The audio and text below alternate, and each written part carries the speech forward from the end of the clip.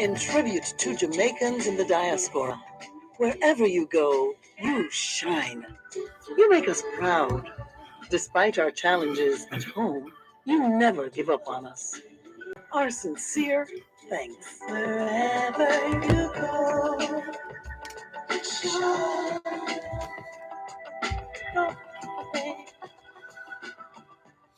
It is Saturday, 10th of November 2022, and we greet well wherever in the world you are listening to us here on the Jamaican Diaspora live online on Power 106 FM, the program which has been created to celebrate what can happen when Jamaicans at home join hands with Jamaicans abroad.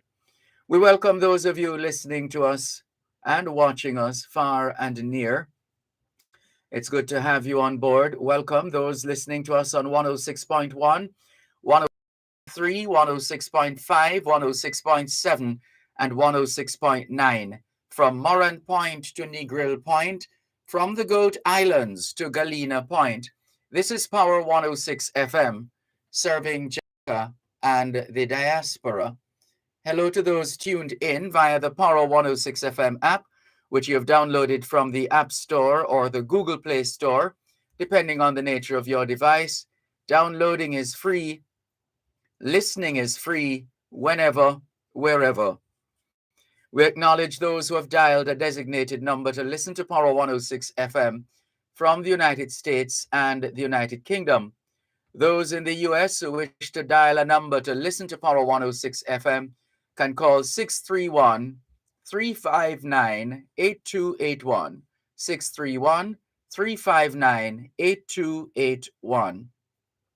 If you're in the United Kingdom and you wish to dial a number to listen to Power 106 FM, your number is 0330-606-0953, 0330-606-0953. We thank those of you who are watching us on Facebook Live on the Dervan Malcolm Facebook page. If you're not there yet, log on to Facebook. In the search box atop the page, type DERVAN MALCOLM, and you too will be able to not just hear, but see what's happening in the studios of Power 106 FM. If you don't have a Facebook account, no sweat, you should still be able to watch the Jamaican Diaspora live online. But if you are unable to, there's always YouTube. And all you need is a smartphone or a tablet computer, laptop, desktop, any one of those. And then you need internet connection. And more importantly, you need to test for internet connectivity. More important than connection, connectivity. One way of doing that is by opening a browser like Google Chrome and trying to browse. If you're able to browse, then you're good to go. If not, then you have a problem that needs to be resolved. How about that? We look forward to hearing from you. To borrow that phrase from Charles Hyatt, those two questions he would normally ask on a Sunday evening on his program. Where are you and how are you? And we're borrowing those two questions once again, and especially here on the Jamaican Diaspora live online. We want to know where you are and how you're doing. Where are you and how are you? Feel free to message us on Facebook Live via the Dervan Malcolm Facebook page. You can call us as well on 876-922-4112-5. The text line is the same as the WhatsApp number, 876-365-3346, 876-365-3346. As we welcome the early birds online joining us. Hello to Sharon Gunter Tomlinson. Good morning to you. Thank you very much for joining us here on the Jamaican Diaspora live online. Norman Hines in St. Thomas says, blessed Saturday morning to you, Dervan Malcolm, and listeners all over the Jamaican Diaspora. We reciprocate wholeheartedly. Norman Hines. Beverly in Toronto, Canada says, good morning. Cold Saturday from Canada to you. Well, we're going to send you some warmth through the broadcast channels online and elsewhere to try and keep you warm. How about that? Aston Matafa Jones says, good morning, brother. Good morning, Aston Matafa Jones, who is in Peckham, London. Good to have you on board, Aston Matafa Jones in Peckham, in London, or as he puts it, London, Peckham. Rosemary Booth says, good morning from cool, Florida, and doing just wonderful on this blessed day. How are you? I'm fine, thanks. Giving thanks for life as usual, Rosemary Booth. Thank you very much for joining us. Aston Matafa Jones says, I'm thinking of doing an early session on a station I present on. You are an inspiration. You're too kind, Aston Matafa Jones. Thank you very much for your messages. Keep those messages coming in here on the Jamaican Diaspora Live Online on Power 106 FM. A good time for us to tell you what's in the Gleaner today. Let's see. We're going to be turning the pages of the Gleaner virtually because we're reading from the e-copy, the electronic copy, as opposed to the hard copy. The photo atop the page, the front page of today's Gleaner, is that of children and adults holding aloft signs calling for an end to child abuse and the names of some children killed violently across the island. Child Protection and Family Services Agency staff and other stakeholders led the children along Church Street in downtown Kingston yesterday during the Stop the Silence, End the Violence March and Remembrance Rally ahead of today's observance of World Day for the Prevention of Child Abuse. And that story is detailed on page A2. We are humbled and honored to have, over the years, except the COVID-19 years, to play our part in getting the message out with respect to the care and protection of our children. It's always a pleasure working with a team of the CPFSA, the Child Protection and Family Service Unit. Below that picture is the headline, Bittersweet Graduation. CMU engineering grad perplexed by mysterious illness preventing internship at sea. What should have been a glorious moment for Romario Goulburn as he celebrated achieving his bachelor's degree in marine engineering from the Caribbean Maritime University, CMU, saw him torn between two worlds under a cloud of uncertainty. The 25-year-old is currently battling a mysterious illness which began afflicting him when he was almost at the end of his studies. In the final semester of my final year, I started to wake up in the morning and throw up. I had diarrhea and I also felt weak. So I went to the doctor and did a lot of tests like blood tests, HIV, syphilis, and they didn't find anything, he told the Gleaner minutes before his graduation ceremony on Thursday. Goulburn said that the symptoms worsened, and in January, he was admitted to hospital for 3 days.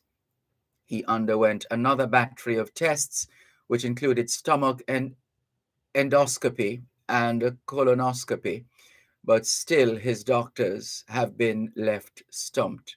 His illness has prevented him from completing his internship, which is a critical part of his training. We're so sorry to hear of this story.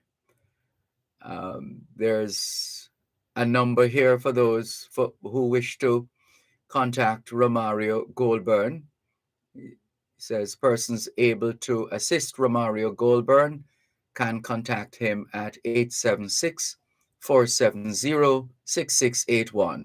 876-470-6681. Let's keep him in our thoughts and prayers. POCA, basic resource shortage hampering JCF's Marine Division, inadequate staffing, vessels among concerns cited. And there's a picture of Romario Goldburn being assisted by colleague and fellow graduate Banbury at the Caribbean Maritime University graduation at the National Indoor Sports Center on Thursday. Also on the front page of today's Gleaner, Jamaica must develop tech skills, strengthen regulations for growth. And the Slater being referred to here is British High Commissioner Judith Slater, saying that in order for Jamaica to develop sustainable cities, it must prioritize training its population in the application of information technology in various sectors. And there's a picture of High Commissioner Slater talking with former Trelawney Custis businessman Paul Mouchette at the Caribbean Sustainable Cities Conferences, at the Caribbean Sustainable Cities Conference's second biennial staging at the Hilton Rose Hall Resort in Montego Bay, St. James. No gun amnesty extension, Holness warns as initiative enters final hours. Prime Minister Andrew Holness on Friday urged persons illegally in possession of firearms to turn the weapons in to the police or the Firearm Licensing Authority, FLA, ahead of today's ending of a 14-day amnesty. Holness said that the amnesty, which has been in place since November 5, and give persons the opportunity to turn in weapons without charge, will not be extended. Also in today's Gleaner, more details on this International Day for the Prevention of Child Abuse, and another picture of members of the CPFSA, Child Protection and Family Services Agency. And the story is experts appeal for stronger family focus to shield kids from violence. Sav Mayor blames mothers for rise in violence, child sexual abuse. Savannah Lamar Mayor Bertel Moore has laid the acts of violence and child sexual abuse at the feet of some mothers whom he claims facilitate physical and sexual abuse of children in exchange for financial gains. And there are other pictures on that page of the Gleaner. Accident-prone St. Anne Bridge to be widened is another story. Locals are welcoming a plan to widen the bridge in Boroughbridge, St. Anne, which is located along the main thoroughfare from the community leading to Cave Valley. This planned work was disclosed by Everald Warmington, Minister without portfolio in the Ministry of Economic Growth and Job Creation, after a tour of several roads in St. Anne, Southwestern, on Wednesday. Also in today's Gleaner, we pray together, cry together. Wallace salutes colleagues after winning Civil Servant of the Year award. Congratulations to Lennox Wallace, Parish Manager of St. James Health Services. He is the Civil Servant of the Year recipient. You're listening to Power 106 FM. The time is now 6:15 in the morning here at Broadcast House 32 Lyndhurst Road, Kingston 5, St. Andrew, Jamaica, which means it's 3:15 a.m. in Los Angeles, California. The Pharmaceutical Society of Jamaica, PSJ, will host their annual health fair on Saturday, November 19, on the grounds of the St. John Evangelist Anglican Church, 7 Mannings Hill Road, Kingston. The health fair is part of the week-long activities for Pharmacy Week, under the theme, Pharmacists Trusted, Empowered, United for Action. Tune into Power 106 FM, 10 a.m. to 1 p.m. to be informed and entertained as we broadcast live from the event. This broadcast is brought to you by the Pharmaceutical Society of Jamaica, Community Meds Pharmacy, Beverly Hills Pharmacy, Marjan's Pharmacy, Biomed Pharmacy, Patients First Pharmacy, P.A. Benjamin Manufacturing Company Limited, and Supreme Chemicals. This Saturday on Fame Frequencies, R&B meets Lovers Rock. Groove to your favorite dance floor throwback classics or new school hits. Mixed by DJ Deli, DJ Xavier, and Dalton Lee, 9 p.m. to midnight. R&B meets Lovers Rock. Join your host, Fresh K, as you show off in our VIP Zoom Watch Yourself area, or tune in live on 95, 692, and RETV online at One Spot Media, and on Mixcloud at Fame Frequency. That's Fame Frequency. R&B meets Lovers Rock. Powered by Smirnoff Vodka, the world's #1 vodka. You must be 18 years of age to drink. Drink responsibly.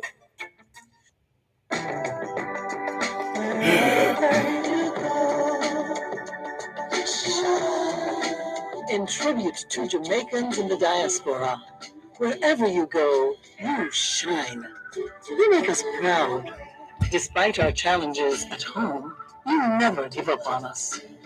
Our sincere thanks. Wherever you go. Thanks a lot for staying with us here on the Jamaican Diaspora Live Online on Power 106 FM, taking you through the pages of the Gleaner. Hello to Nola Philpotts Brown, who is listening in and watching. She says, hi, Dervan. Thanks for consistently keeping us in your loop. Blessings. You're doing a great job. You're very kind. Nola Philpotts Brown, thank you very much. Opal Shaw says, good morning, Dervan. This is Opal from Atlanta. You have a blessed day. Thank you very much, Opal from Atlanta, Georgia. Good to have you on board the Jamaican Diaspora Live Online here on Power 106 FM. Jeannie Chambers says, good morning, teacher. Good morning, Jeannie Chambers. How are you?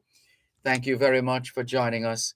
Keep those messages coming in, and we look forward to your responses to the question, how are you and where are you?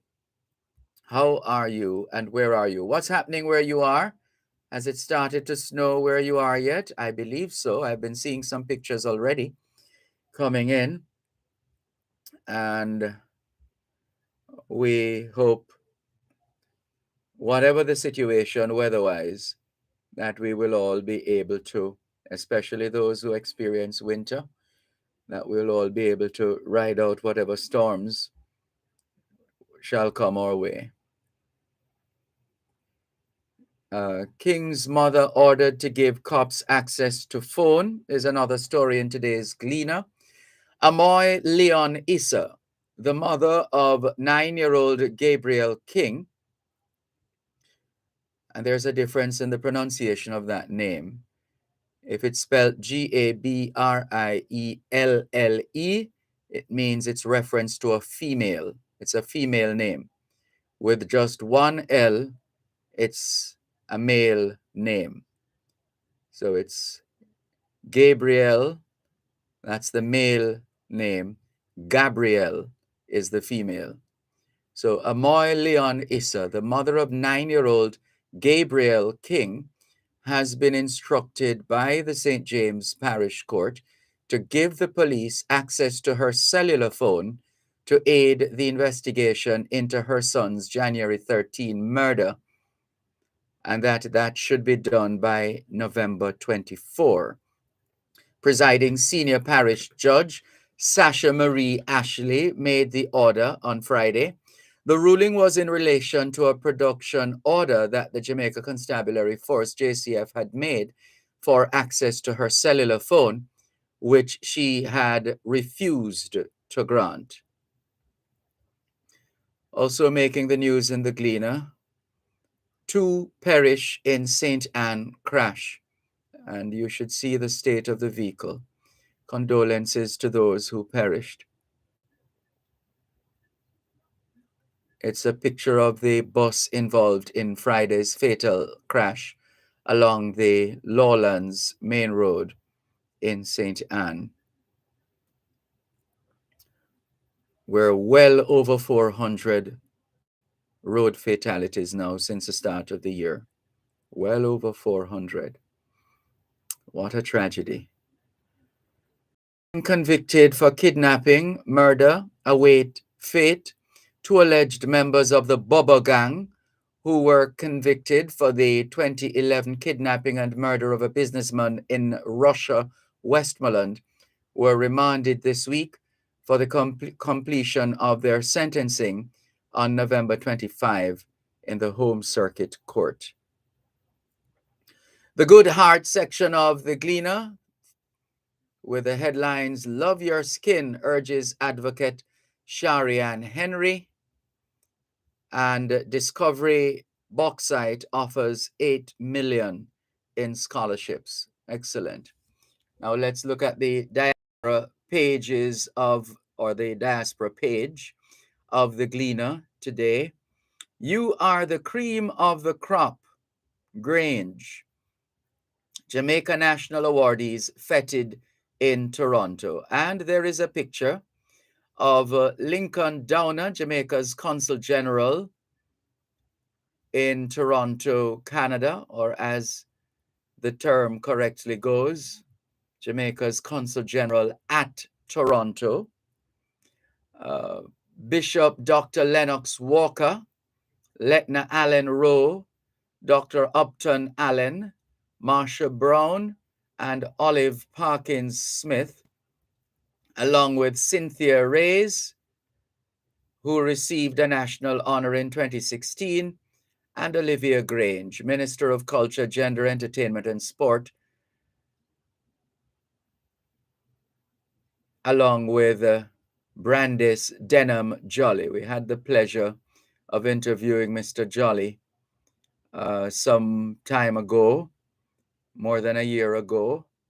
I think he is it a cousin, an uncle, or maybe an uncle to the late Karen Smith, actually.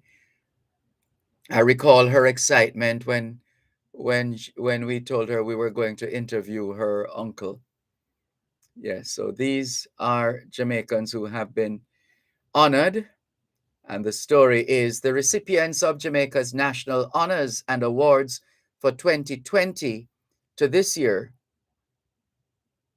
were feted at a reception at the Jamaica Canadian Association, JCA, where one of them, Brandis Denham Jolly, was presented with his award by Olivia Grange, Jamaica's Minister of Culture, Gender, Entertainment, and Sport. You've all excelled in your chosen field and have made an indelible mark in the Jamaican Canadian community, said Grange, who was conferred with the Order of Jamaica on August 6. And the story goes on. Mr. Jolly is now 87. He's an award-winning businessman, publisher, broadcaster, and a civil rights activist.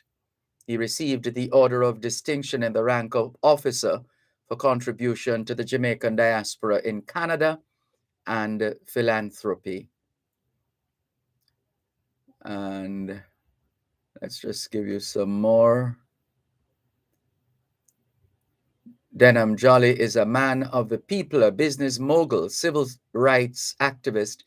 And I remember those days when I was running around with a big afro here in Toronto, and Denny Jolly was there contributing tremendously to the growth of the community here, said Grange, describing him as a Renaissance man who transformed the Canadian landscape through his work. Miss Grange actually lived with her and her family lived in Canada for some years as well. So that's why she can speak about the community the way she does here. Jolly, who received an honorary Doctor of Laws degree from the University of Toronto this year, said he was deeply honored, grateful, and humbled. And he said he remembered when the late Bromley Armstrong and Roy Williams, 93, started the Jamaican Canadian Association, and he was treasurer at its first building on Dawes Road. He got a call one night that the place had burnt down, and they pooled their money and bought a building on DuPont Street. In 2019, Jolly paid off the Jamaican Canadian Association's mortgage with a donation of 315,000 Canadian dollars. 315,000 Canadian dollars. In fact, we did discuss this in that interview with Mr. Jolly. It is always a special honor to be recognized for your contributions by your peers, but it's even a bigger honor to be recognized by the land of your birth. The 2020 recipients, Bishop Dr. Lennox Walker, these are recipients of honors and awards, and Letna Allen Rowe were honored with the Order of Distinction in the rank of officer for their outstanding service to the Jamaican diaspora in Canada. Walker was also recognized for his contribution to religion. Allen Rowe said the award means people are observing her work, and so it is her duty to set a good example in the community. In 2021, Dr. Upton Allen received the Order of Distinction in the rank of Commander for contribution to the field of child health and care of children with infectious diseases in the Jamaican diaspora in Canada. The professor of pediatrics at the University of Toronto and head of the Division of Infectious Diseases at the Hospital for Sick Children, Sick Kids, said it was a special privilege to be the recipient of a national award. Allen, who is the lead investigator of a study assessing COVID-19 prevalence and risk factors among Black Canadian communities in Ontario, said the work was going well. There's still a lot of work that needs to be done, but we're really extremely pleased with how things have gone and how much support we've gotten from the Black community. And so a lot of the work that we're doing is led by Black folks for Black folks. And so we're excited about that. In 2021, Marsha Brown received a badge of honor for meritorious service for dedicated service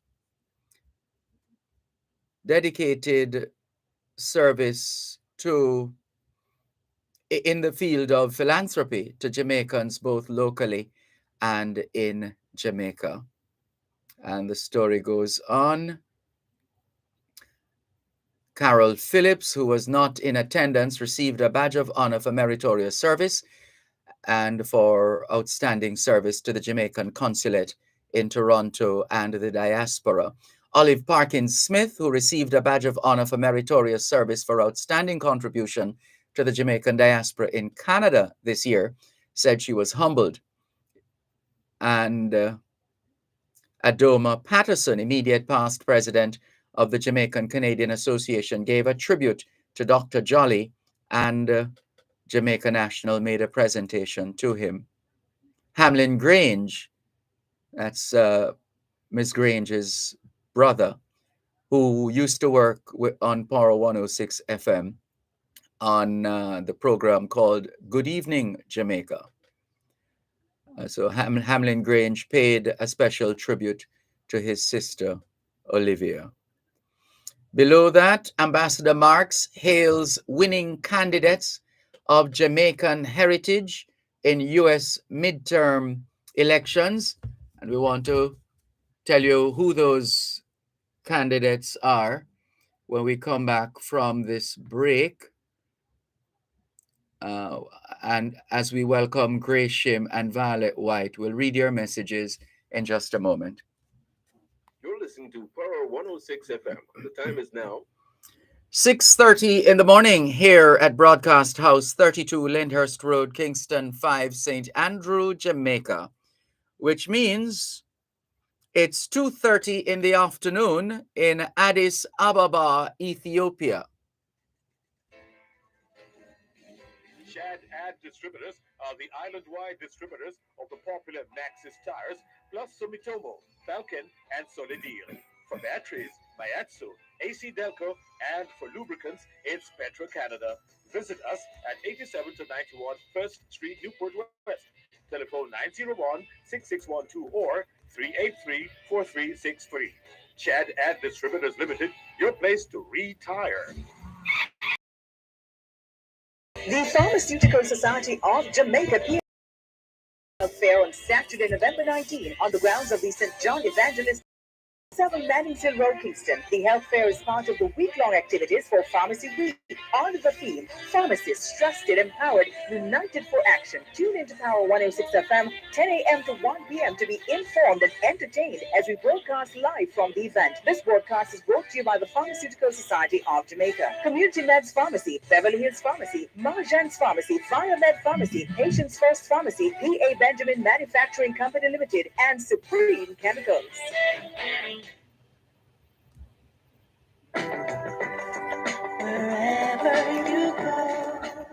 Thanks a lot for staying with us here on the Jamaican Diaspora live online on Power 106 FM. I'm Dervan Malcolm. Welcome, Gresham. She says, good morning, Mr. Malcolm, from the dark, chill west sun coast of Florida. The weekend is here. People are faring, preparing for the U.S. upcoming Thanksgiving holiday. I reflect on things I have to be thankful for: health, family, faith, and friends. I hope to not overindulge in the eating next weekend, says Gresham. Thanks for your message, Gresham. Violet White says, good morning, Dervan. Blessings to you and to the listening audience around the world. We reciprocate wholeheartedly, Violet White. Thank you very much. Let's continue with the review of the Gleaner, paying particular attention to the diaspora, Jamaican diaspora-oriented stories. So here's another. Ambassador Marks hails winning candidates of Jamaican heritage in U.S. midterm elections. Let's take a look. Jamaica's ambassador to the United States, Audrey Marks, has extended congratulations to winning candidates of Jamaican heritage in last Tuesday's midterm elections in the United States. Approximately 6 candidates of Jamaican heritage won elections in the state of Maryland. Topping the list is Wesley Omari Moore, an African-American of Jamaican heritage who created history by being elected the first African-American governor of Maryland and only the 3rd Black person to be elected governor in the United States. And to think the U.S. is more than 240 years old. Still some ways to go. And only 3 Black people have been elected governor in the United States. And a Jamaican had to be in the mix. Topping the list is Wesley Omari Moore, an African-American of Jamaican heritage who created history of being elected the first African-American governor of Maryland and only the 3rd Black person to be elected governor in the United States. Governor-elect Wes Moore, whose mother was born in Westmoreland, Jamaica, and Attorney General-elect Anthony Brown led other members of the Caribbean diaspora in victories in state and local elections in the state of Maryland. Born in Maryland and raised largely in New York, Moore graduated from Johns Hopkins University and received a master's degree from Wolfson College, Oxford, as a Rhodes Scholar. After several years in the U.S., that's the U.S. Army, after several years in the U.S. Army and Army Reserve, he became an investment banker in New York. A political newcomer, he won by 25 percentage points, the largest margin of victory in more than 40 years, and places the governorship back into the hands of the Democratic Party after 2 terms. Ambassador Marks extended congratulations to Governor-elect Moore on his victory and for having done so with a grace and humility befitting a true servant of the people. She noted that Moore drew renewed positive attention as an exemplar of Jamaicans in the diaspora, representing respected models of responsible citizenship and as able contributing members of the American society. The ambassador also had special words for new Attorney General Anthony Brown, whom she applauded for the inspiration that he had provided to so many Jamaicans in the US and all over. She noted that it began with his father in Jamaica and continued in Maryland as the son of a Jamaican immigrant commanding one of the highest posts in the state of Maryland. By becoming the first Black Attorney General in the state, Brown has also created history. He was the Lieutenant Governor for 8 years and a 3-term congressman. Maryland also celebrated the re-election of State Senator Arthur Ellis, who was born in Portland, right here in Jamaica, as well as 2 delegates to the Maryland General Assembly, Janelle Wilkins from Spanish Town and Regina Boyce. This little country of ours, the biggest little country in the world, continues to shine like a beacon, even amidst the darkness that still prevails here in their homeland, Jamaica. What a thing. What a thing. Ambassador Marks further extended congratulations to U.S. Congresswoman Yvette Clarke, who won her Brooklyn congressional seat for the 9th consecutive time, and Congresswoman Sheila Jackson Lee of Texas, who also retained her seat in Texas. Well done to the Jamaicans in those midterm elections in the great United States of America. Here's a feature on another of these outstanding Jamaicans, and she gets her own story.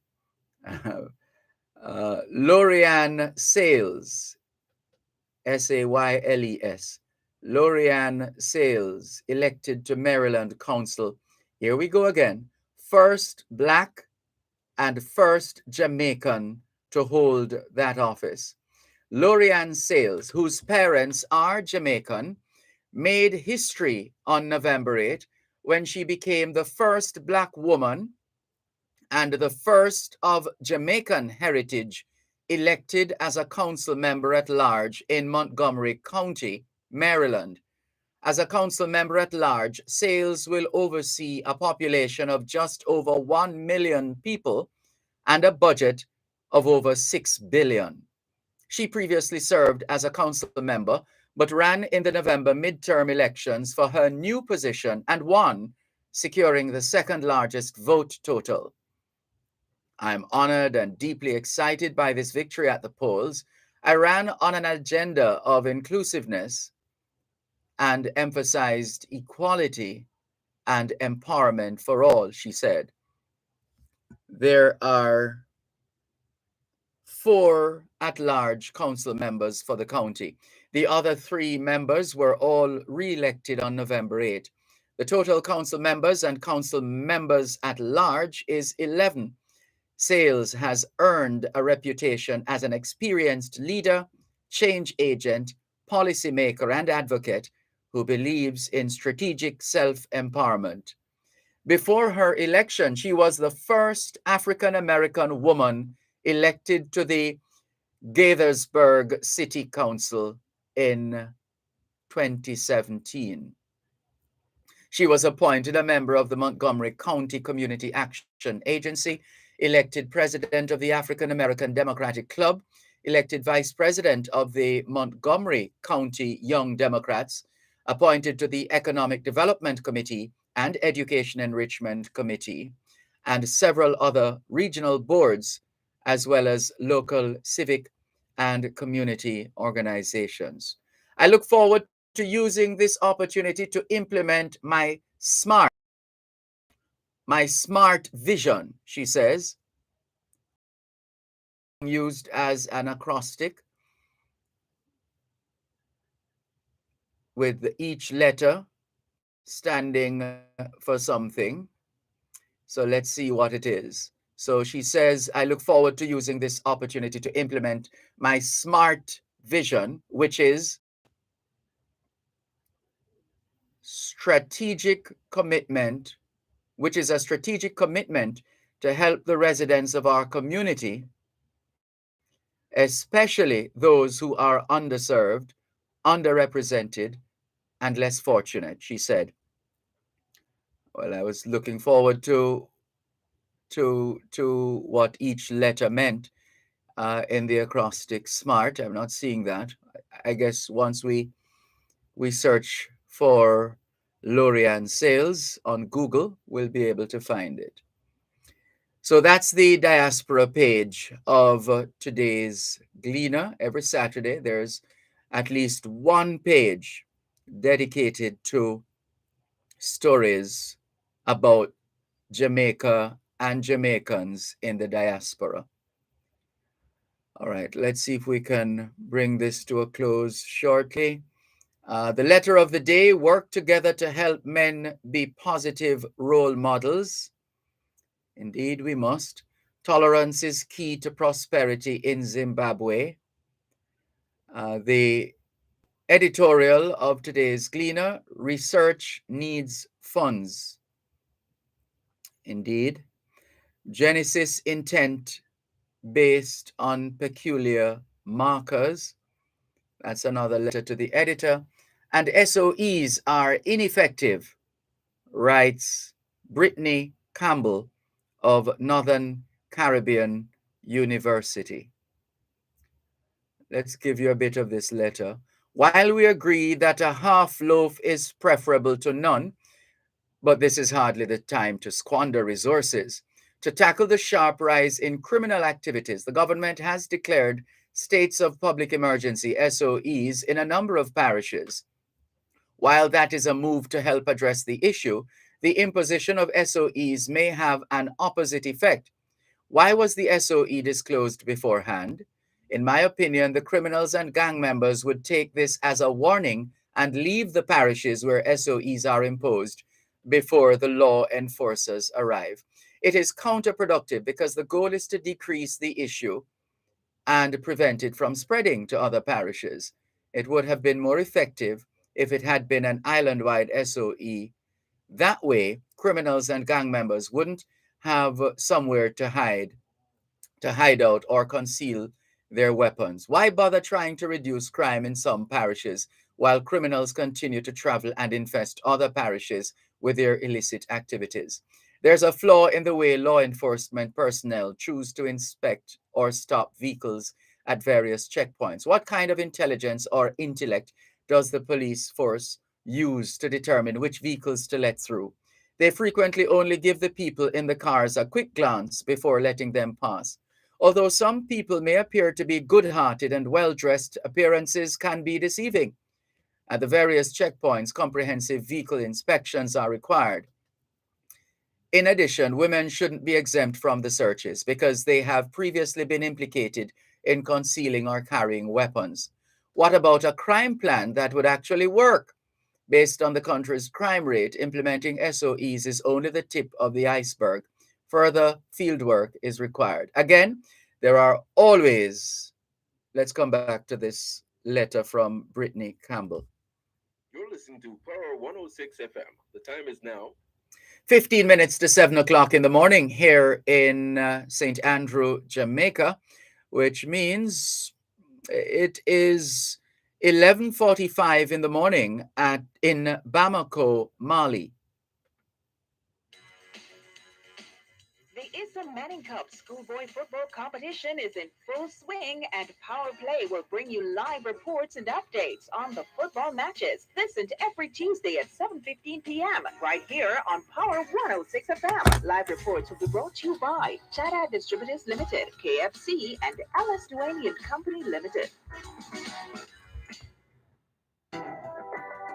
Wherever you go.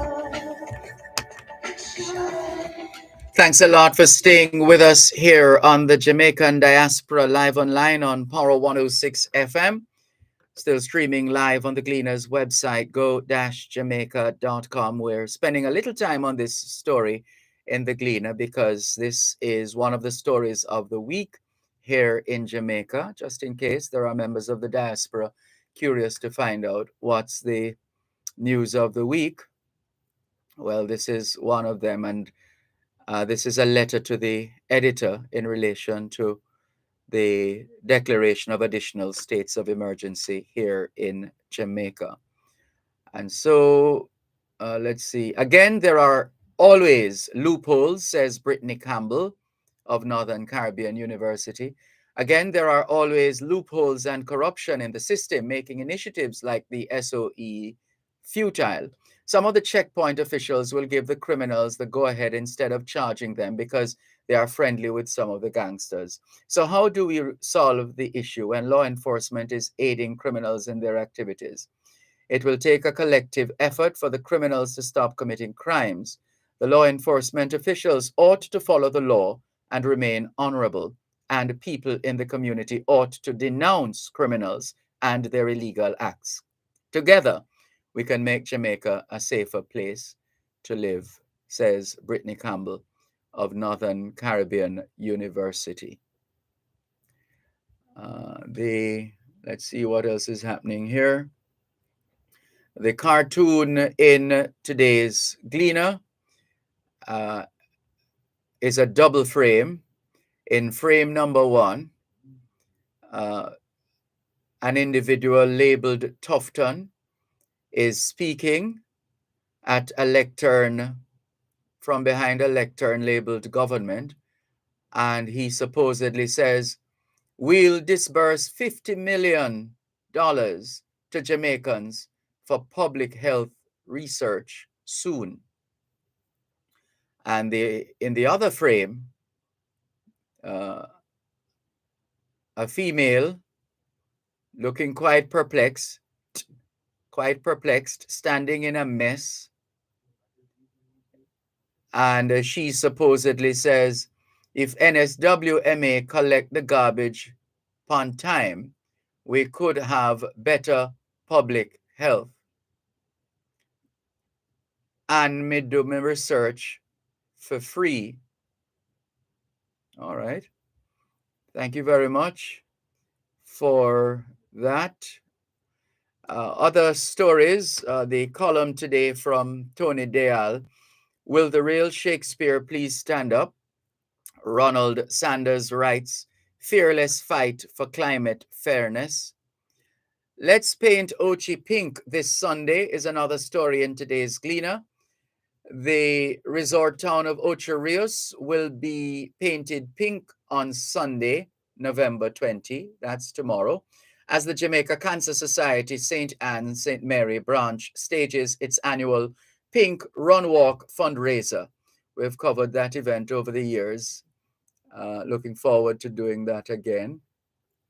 And it tells us here the event starts at 6 a.m. at the branch's office at Ocean Village in Ocho Rios and goes along Main Street to the intersection of IRI FM, then along the bypass back to the office. The event returns after a 2-year break because of COVID-19 and seeks to raise funds to enable the branch to carry out its mandate of helping people affected by cancer. Issa Trust raises $417,000 US from charity Gala. The Issa Trust Foundation raised 417,000 US dollars from the charity Gala for the children, which was held at Sunny Hall in New York City on Saturday. The concert featured reggae ambassadors Third World and was aimed at raising 200,000 US dollars towards the construction of the Mary Issa Health Center in Richmond, St. Anne, which will offer pediatric and adolescent care. Groundbreaking for the center will take place early next year.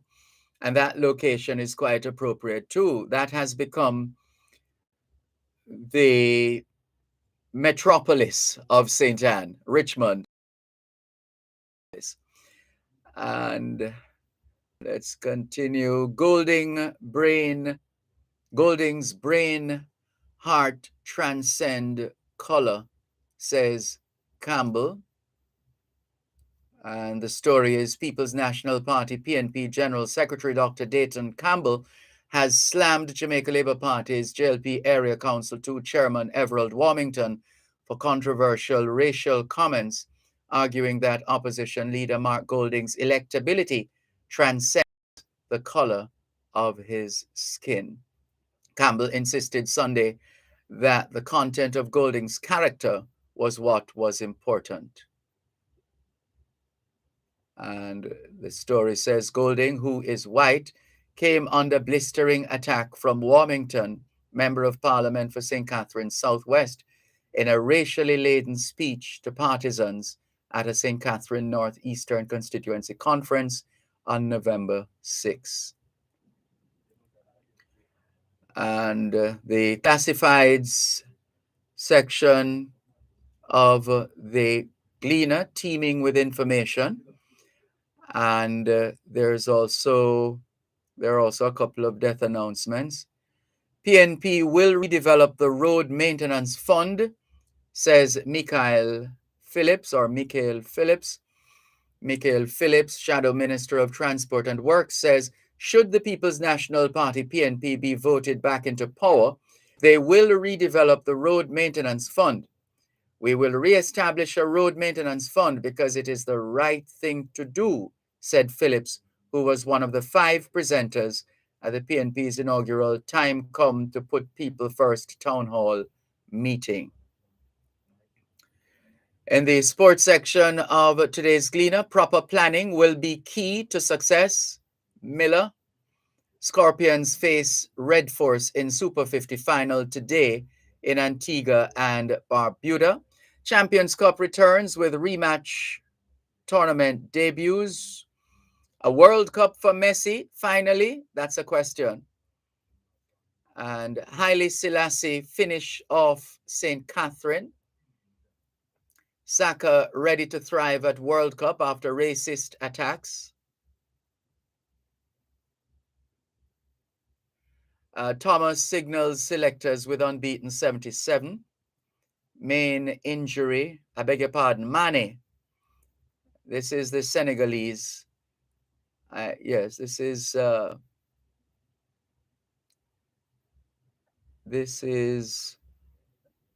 I'm trying to remember his first name. Sadio Mane, right. So there's a story on Sadio Mane. And champions give thumbs up to 2022 Jamaica Open Golf. Local weightlifting coaches to benefit from clinic in Barbados.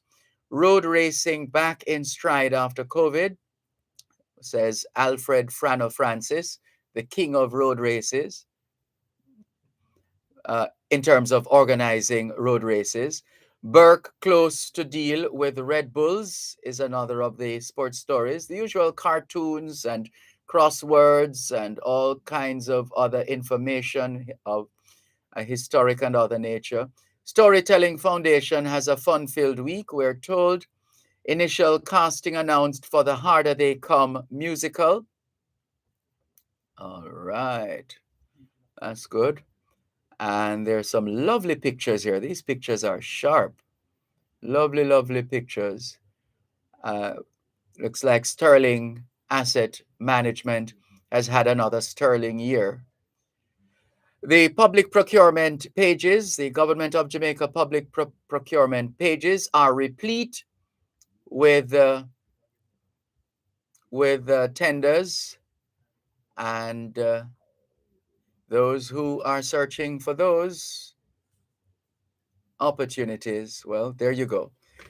That's all that that's pretty much everything. I think we've given you everything that's in today's Gleaner. Let's clear some messages as we get ready for our first guest coming up at 7 o'clock. Let's say hello to Inez Ayona Campbell. She says, "Good morning, Mr. Dervan and viewers." Good morning, Inez Ayona Campbell. Olga Hollingshead says, "Good morning, Sir Dervan, Malcolm, and all your listening diaspora family and friends everywhere. Happy Sabbath morning, uprising, uprising." Welcome, Olga Hollingshead. Lady D, Denise Gomez, says, "Good morning, Dervan, Malcolm. Keeping us informed is your brilliant way of connecting us globally. You're too kind." Thank you very much, Lady D, Denise Gomez. Valerie Thompson says, "Good morning, Mr. Malcolm. Have a blessed day." You too, Valerie Thompson. Rudy Page, as always, greeting us from sunny London, even when it's snowing. It's not snowing right now, I'm just saying. Hello to you, Rudy Page. Jones Dolores in Sacramento, California. Goodness, this is rather early for you, Jones Dolores. What time is it now? It is in Los Angeles, California. It's 3 minutes to 4 o'clock in the morning. We can't thank you enough for getting up this early to listen and to watch Jones Dolores in Sacramento, California. Good to have you on board. Dr. Rosemary Adamson Lewis, one of the candidates vying for the position of Global Jamaica Diaspora Council representative for the Southern United States, is up early and in touch with us. She says, "Good morning, Sir D, and the listening audience. I hope your day will be sunny and bright." I reciprocate wholeheartedly, Dr. Rose. Cydia Jones, welcome. Good to have you on board as well. Thank you. Good morning. Thanks for making it the Jamaican Diaspora live online here on Power 106 FM. We've had some very good stories coming out. Oh, having mentioned the elections, let's just remind you, because it's part of our duty so to do, as our diaspora-centric nature dictates. So let us give you the details in terms of here we go, in terms of the diaspora elections. So voter registration, Global Jamaica Diaspora Council. So this is voter registration for the Global Jamaica Diaspora Council and the Global Jamaica Diaspora Youth Council. So the Global Jamaica Diaspora and Global Jamaica Diaspora Youth Council elections, you're being invited, members of the diaspora, to let your voice in the diaspora be heard. Voter registration is on right now. Voter registration started on the 10th of November and will run until the 30th. Nominations also opened on the 10th of November and will run until the 30th of November. The election period starts on the 2nd of December and ends on the 19th. So it will be election time in the diaspora for the Global Jamaica Diaspora Council and the Global Jamaica Diaspora Youth Council. Election period December 2 to 19. And if you need more information, because your vote matters, go to www.glowjamcouncils.com. That's www.glowjamcouncils.com, and you will get all the information you need on the Global Jamaica Diaspora youth council elections and the global Jamaica diaspora uh, elections. You're listening to Power 106 FM. The time is now 7 o'clock in the morning here at Broadcast House 32 Lyndhurst Road, Kingston 5, St. Andrew, Jamaica, which means it's midday in Ouagadougou, Burkina Faso. It's here, there, it's everywhere. It's onespotmedia.com. Watch your favorite local program or listen to your favorite radio station from anywhere on your tablet, smartphone, or personal computer.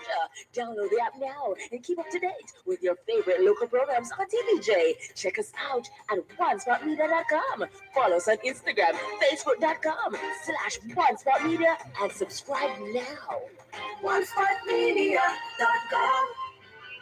Your health is key to your wealth. Suffering from muscle, joint, neck, back, and other pain? The Rehabilitation Institute of the Caribbean, providing medical care for function and performance in association with Winchester MRI, Jamaica's first choice for MR imaging. Immune Active Dent, a combination of key active ingredients designed to boost the body's natural defense. And Almighty Studios, a recording studio where they create worship music to praise, to worship, and to serve, presents Rehabilitation Now at 30 minutes.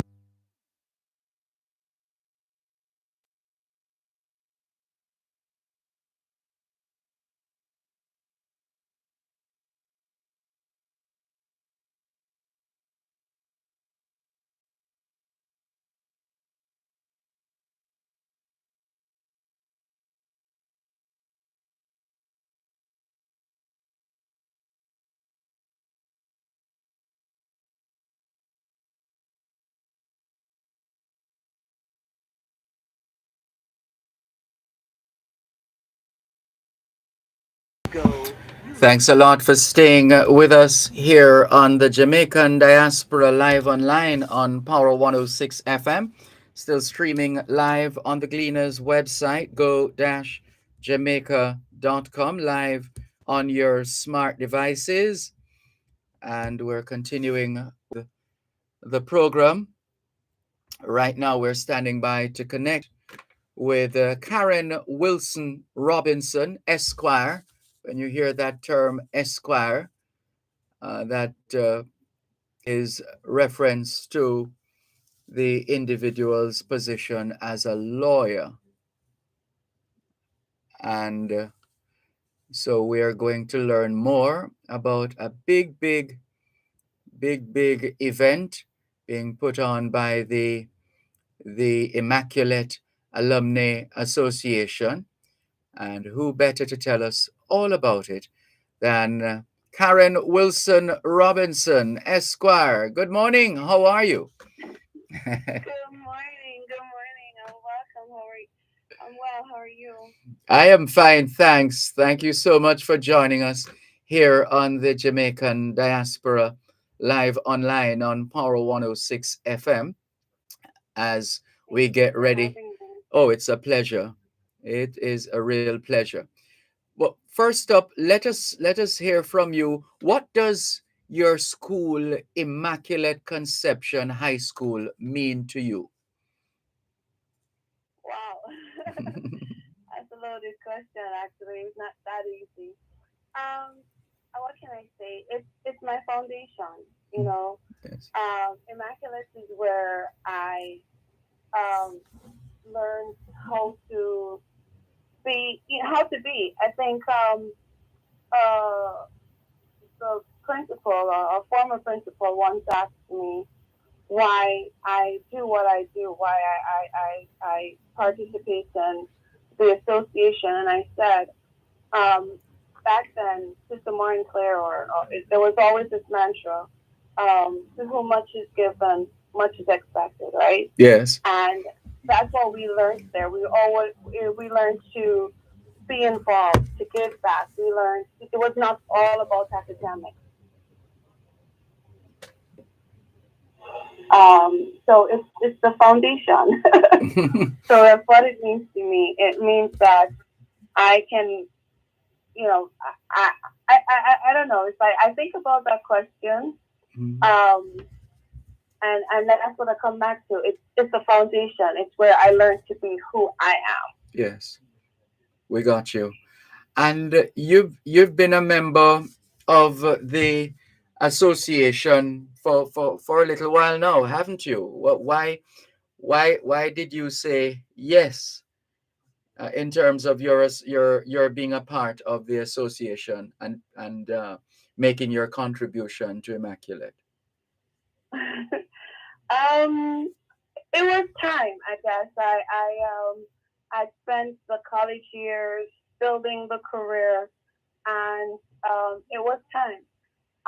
When I found out about the association, I went to a meeting. I heard about what their initiatives and what they were doing, and I just felt it was time to start becoming involved and to start to give back to the young ladies that were there or that are there, and to help with their development and to help them as they embark on their lives and their careers.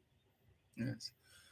And now to the event, you're hosting your 2022 awards gala, the Immaculate Conception High School Alumni Association New York chapter.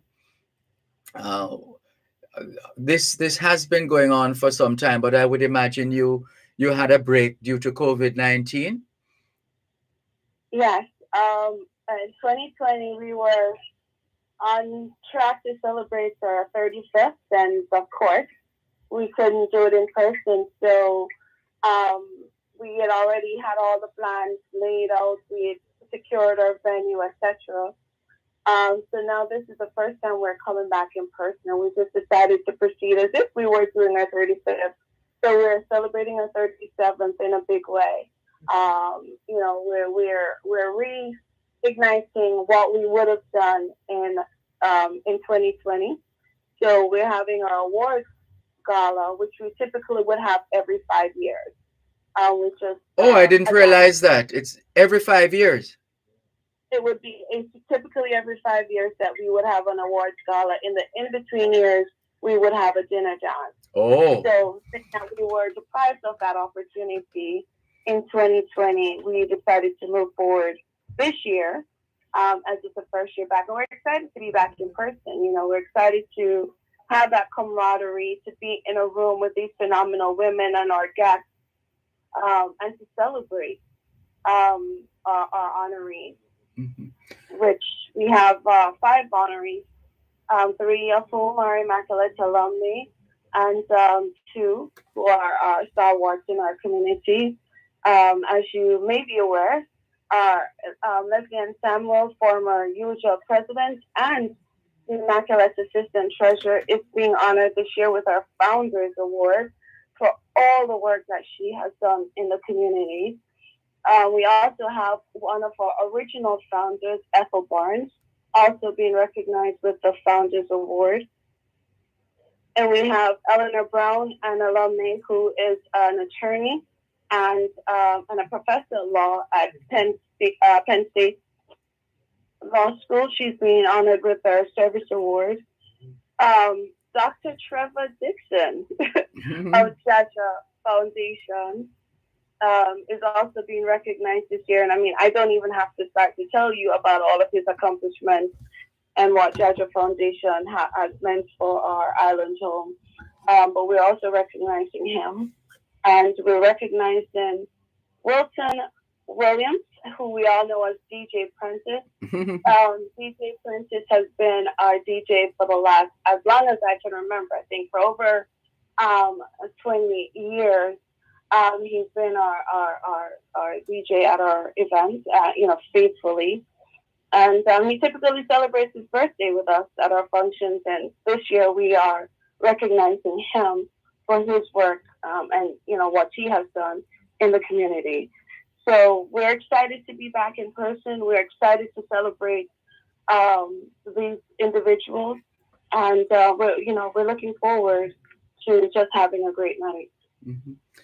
And what can you tell us with respect to the approach that is generally taken by the Immaculate Alumni Association New York chapter when it comes on to working with the school to determine what the priorities are, where the needs are, etc. How is that worked out? Yeah, we typically will try to communicate. Well, not try. We typically will communicate with the principal and the school. But our mandate and something that we established in 2020 is that we want to really focus on the students and focus on their development.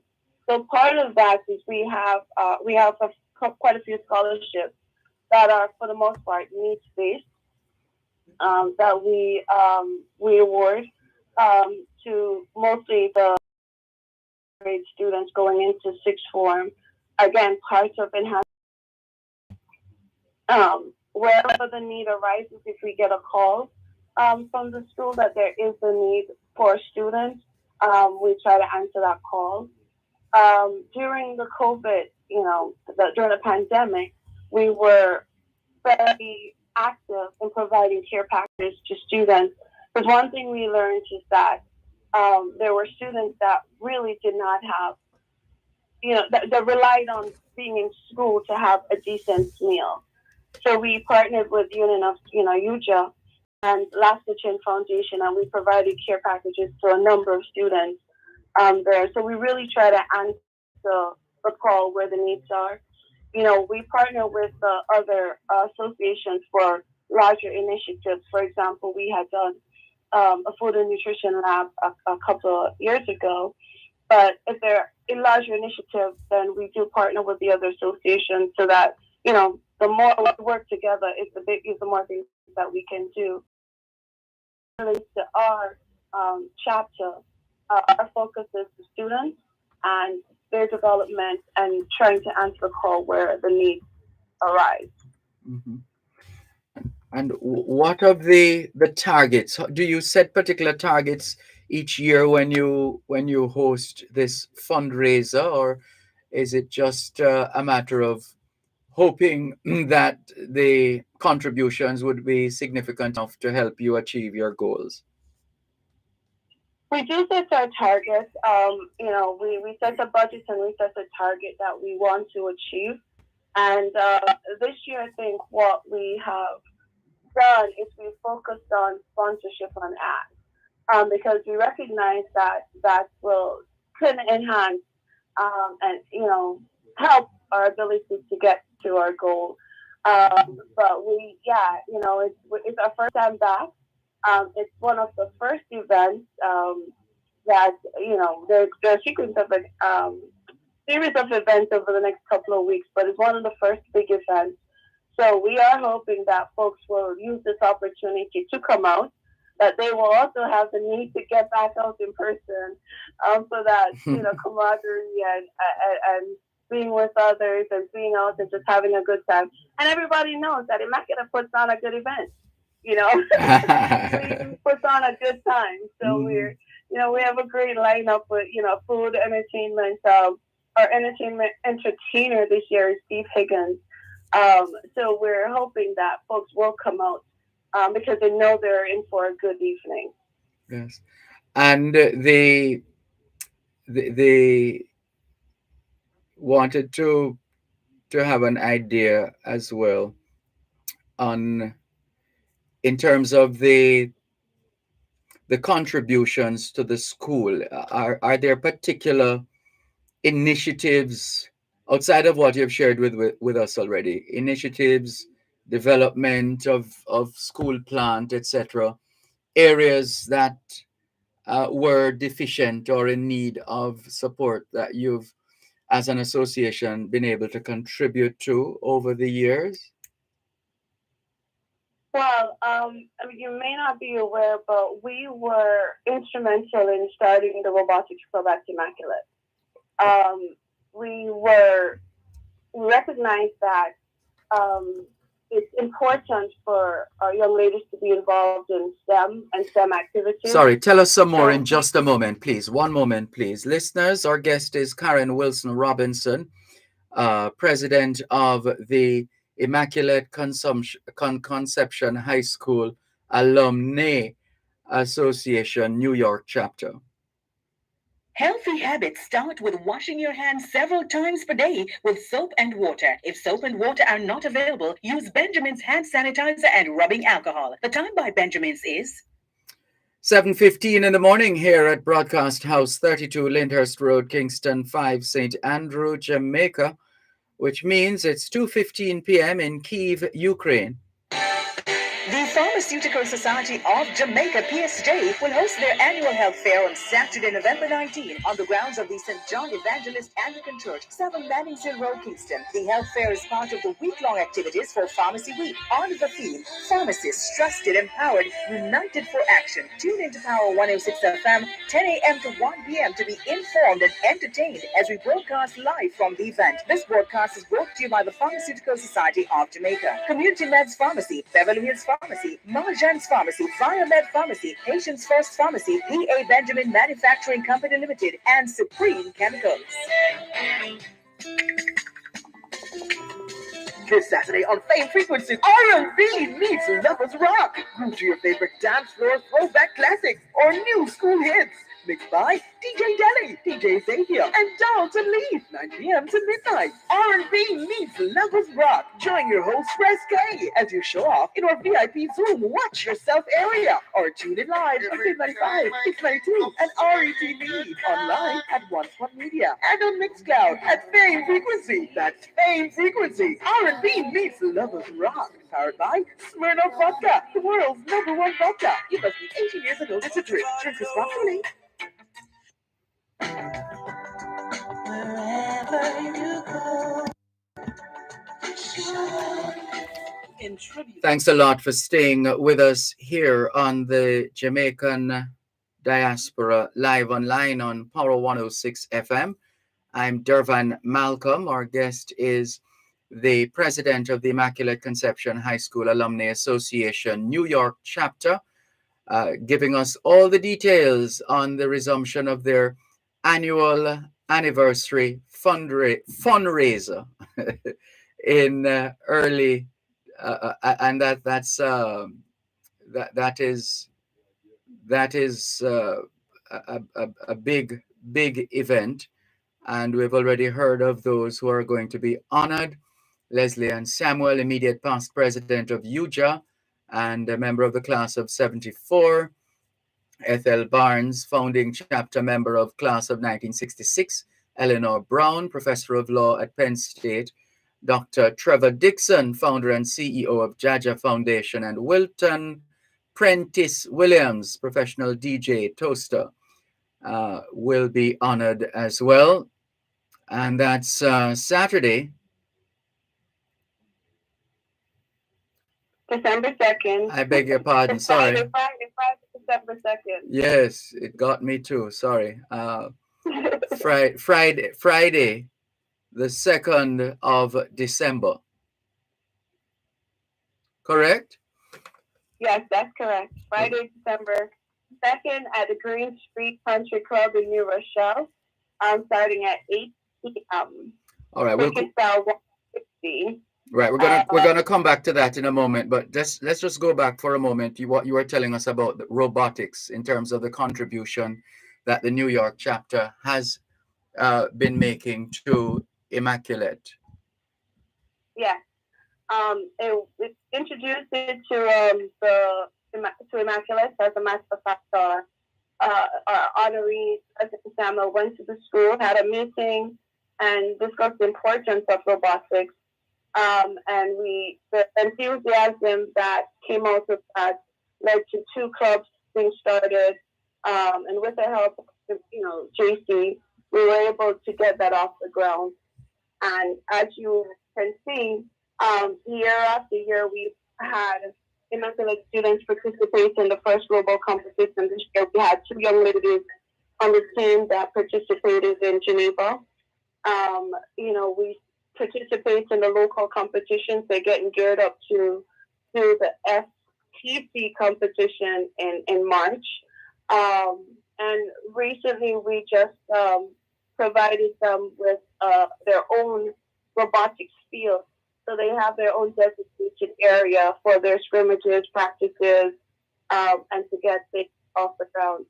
So that's our biggest project with the school is supporting the robotics club in whatever they do. We also provided for our 35th anniversary. We, again, not being able to get together in person, we decided that we would donate 30 to the school to be distributed. Sorry, well, that's an important figure we need to hear. We lost you for a moment there. You donated. We missed what you said after doing. Go again, please. 35 in honor for 35th $35,000 in honor of your 35th. No. 35 laptop devices. Oh, okay. I'm not sure. Something has gone wrong. They went in and out. For our 30th anniversary, we actually did do 30,000 to the school. I seem to recall that. Maybe that's why I said what I said. Can you hear me? Yes, hearing you. Mm-hmm. Hello? You're not hearing us? Hello? Hello? Let's see. The quality of the line has dropped. Sorry about that. And let's continue with here on the Jamaican Diaspora Live Online on 106 FM, still streaming live on the Gleaner's website, go-jamaica.com, live on your smart devices all over the world, and standing by to reconnect with our very special guest at this time, the president of the Immaculate Conception High School Alumni Association New York chapter, Mrs. Karen Wilson Robinson, Esquire. And she has been filling us in on what to expect at the 2022 Awards Gala of the Immaculate Conception High School Alumni Association New York chapter. We'll allow you to say all that the phone line didn't allow us to hear. Just pick up at that point, please. I guess we'll get too excited. I'm not sure. I think, ironically, for our 30th anniversary, we did donate 30,000 to the school. 30,000 US dollars. That's correct. 30,000 US dollars to the school, which was used to renovate their science lab. Excellent. So for 35th, we did 35 laptops. Because as you know, that was an identified need. Students needing devices in order to do remote learning. For scholarship recipients, everyone gets a laptop.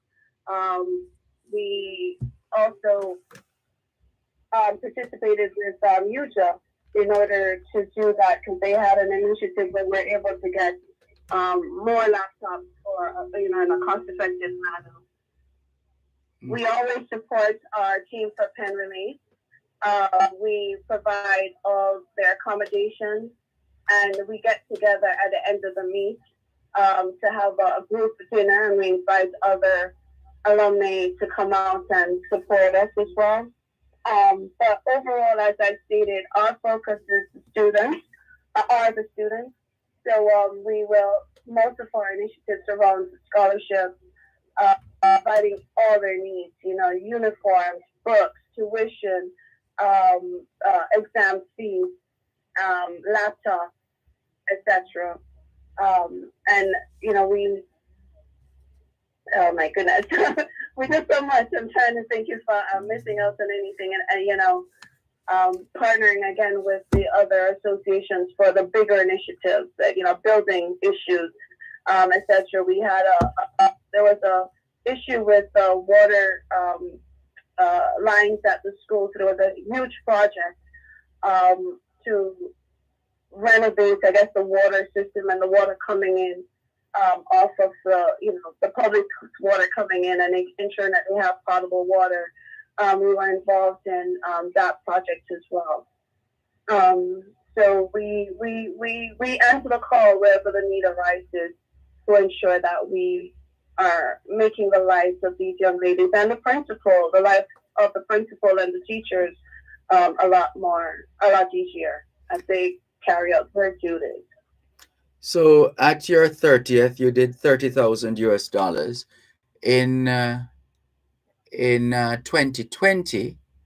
You did 35 laptops, correct?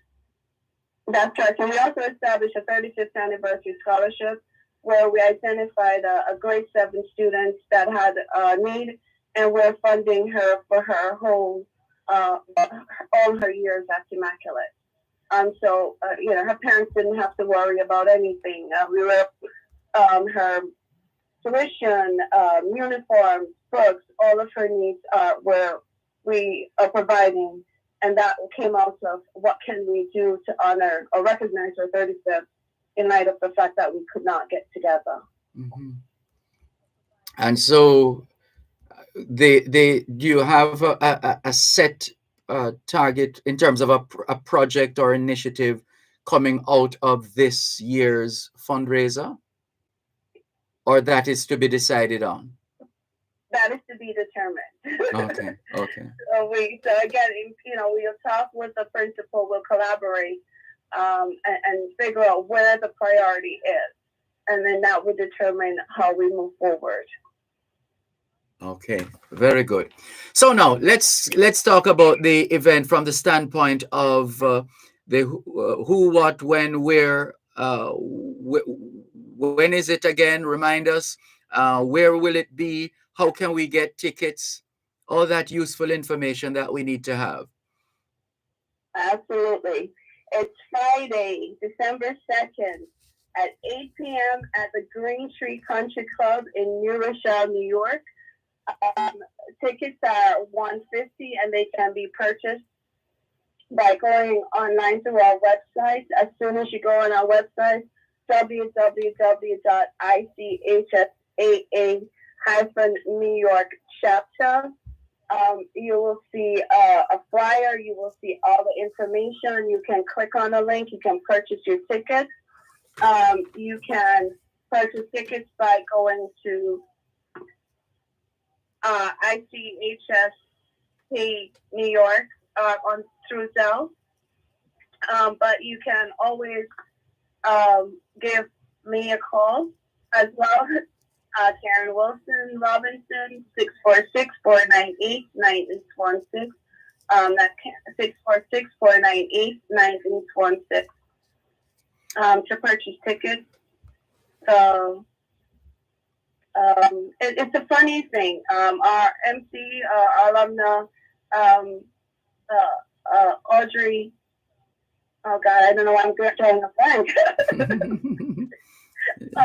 It's the excitement. It's a fun time. We have a lot of fun prizes. We just make it a fun evening when you come out to join us. And again, it's Friday, December 2nd, Green Tree Country Club. That's New Rochelle, Davenport Avenue, New Rochelle. Our cocktail hour starts at 8. The actual function starts at 9. And we are honoring the 5 individuals that you mentioned. Leslie and Samuel, former UTRA president.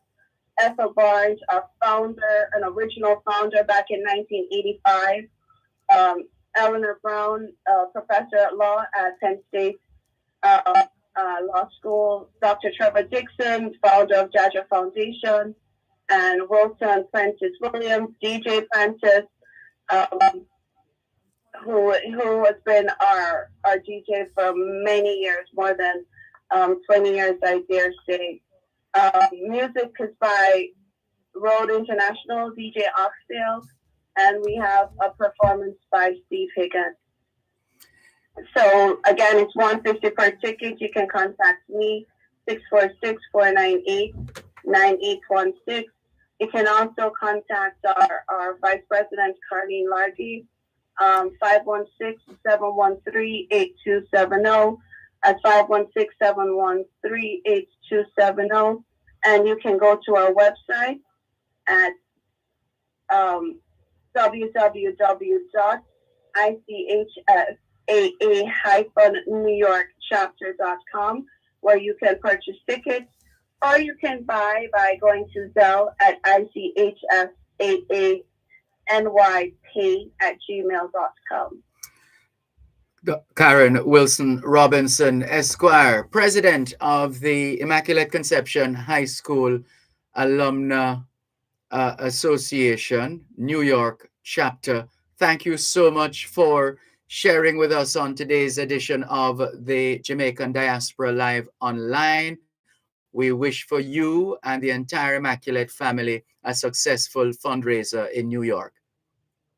Thank you, Dervan. Thanks for the opportunity to be on here and share. We hope that everyone comes out because it's going to be a love, laughter, and great camaraderie. Come on out to join us. Sounds good. Thanks a lot. All the best. Thank you. Take care. You're listening to Power 106 FM. The time is now 7:31 in the morning here at Broadcast House 32 Lyndhurst Road, Kingston 5, St. Andrew, Jamaica, which means it's 8:31 in the morning in Hamilton, Bermuda. Monkeypox is in Jamaica. If you are experiencing fever, intense headache, muscle aches, and or rash on the skin, you must isolate immediately and call ahead to your health center or doctor before visiting. All members of the public should wear a mask, frequently wash hands, and practice physical distancing. A message from the Ministry of Health and Wellness. Farmers, come for a candid conversation with the Minister of Agriculture and Fisheries, the Honorable Cornell Charles Jr. Learn more about the agricultural sector and the role we all play with its development. That's a Morning with the Minister, every second and fourth Friday of every month during Farm Talk with Alfie McKenzie, right here on Power 106 FM.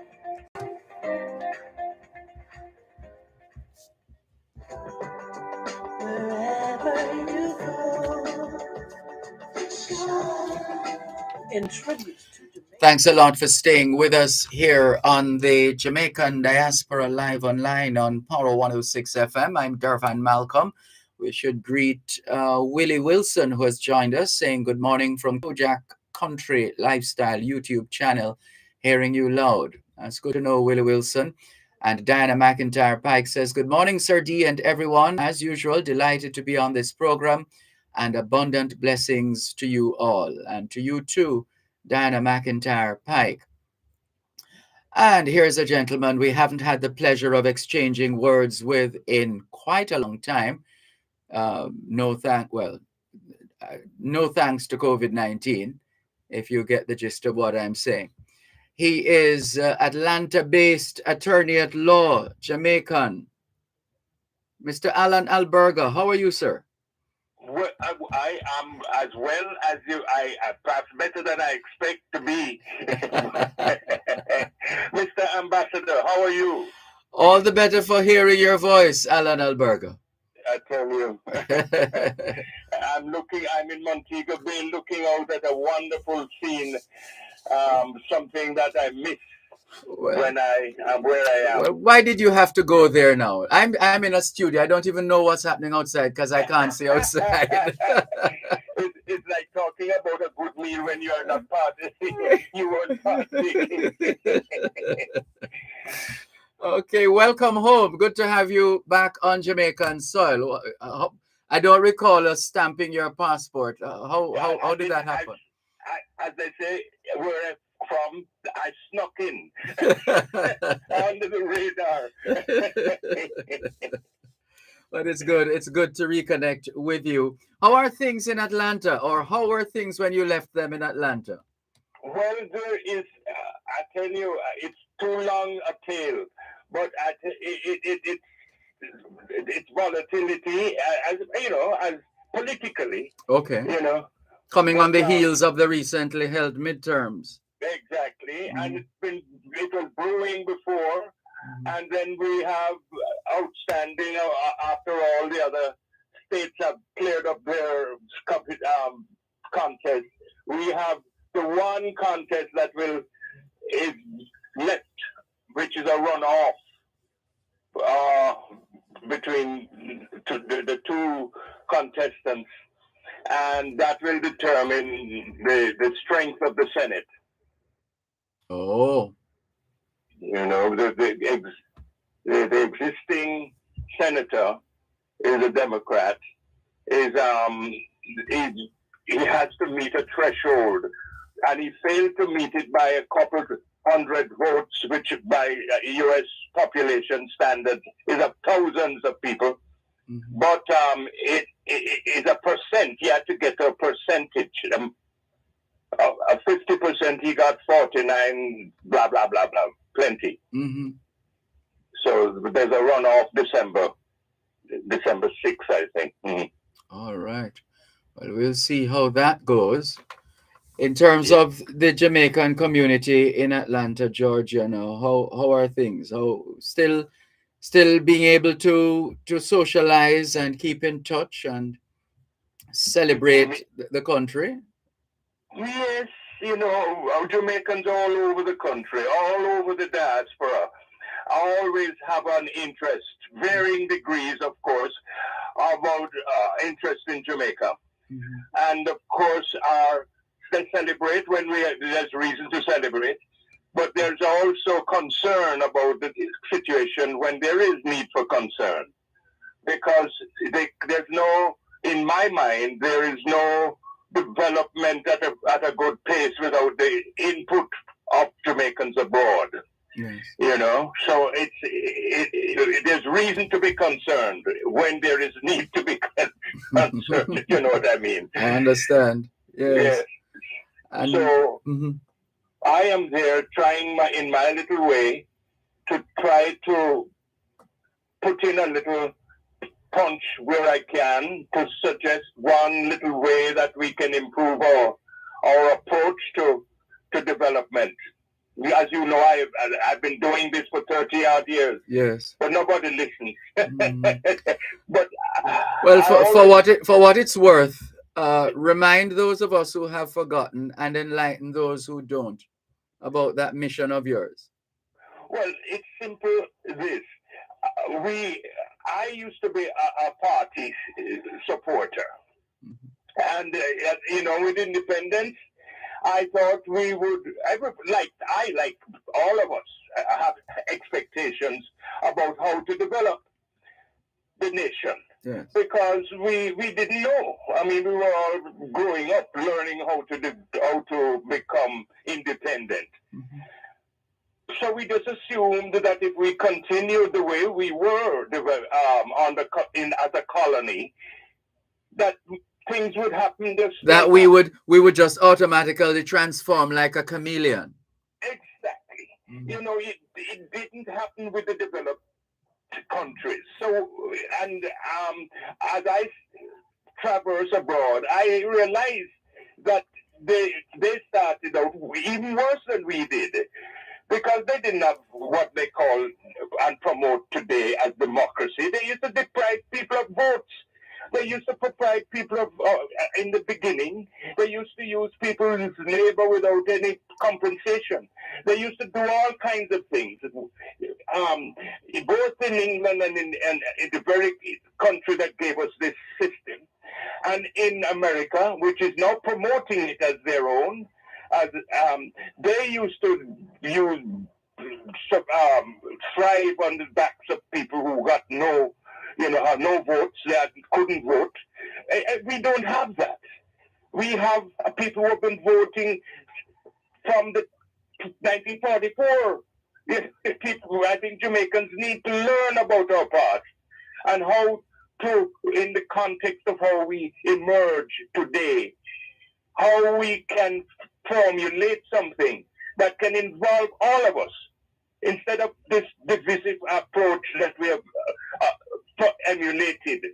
This is really what it is. Mm-hmm. I used to admire all the parties and I thank them for the service, but I think the time has come for them to reshape the system so that we can involve people.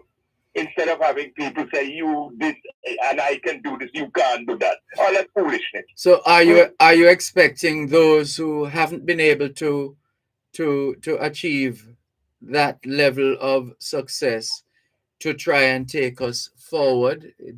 Have they proven themselves as having the requisite expertise, skills, testicular fortitude, etc.? You're talking about our political leaders. Yes. No, it's as if they want to perpetuate what was. And what it was is divisive for a nation like ours. I'm not criticizing US and UK for having their system in place if they want to have it. Even though I see weaknesses in the system, especially in America where they claim to have democracy. You know, I see partisanship in a way that if we had that, it would be destructive, but obviously destructive. What it is that we have a similar system, and it is quietly destructive. We can't move at a pace that we should be moving because we don't tell the people that the system is divisive. And that is what we need to have those people who are political leaders sort of acknowledge and get together. I'm not a villain. I'm thankful for their service in the past, but I think they should, out of concern for the nation, get together and plan and come up with develop a new system that can involve all of us. You see, the masses. I've said it. It's not anything new. I've said it. Involve them is don't exclude the masses. I wrote an article years ago about that. Don't exclude the masses, and that is exactly. They pretend to include the masses, but they're not. See, and that is, you know, they prefer to see the masses fighting each other because that is how the party system operates. We need to swallow our pride.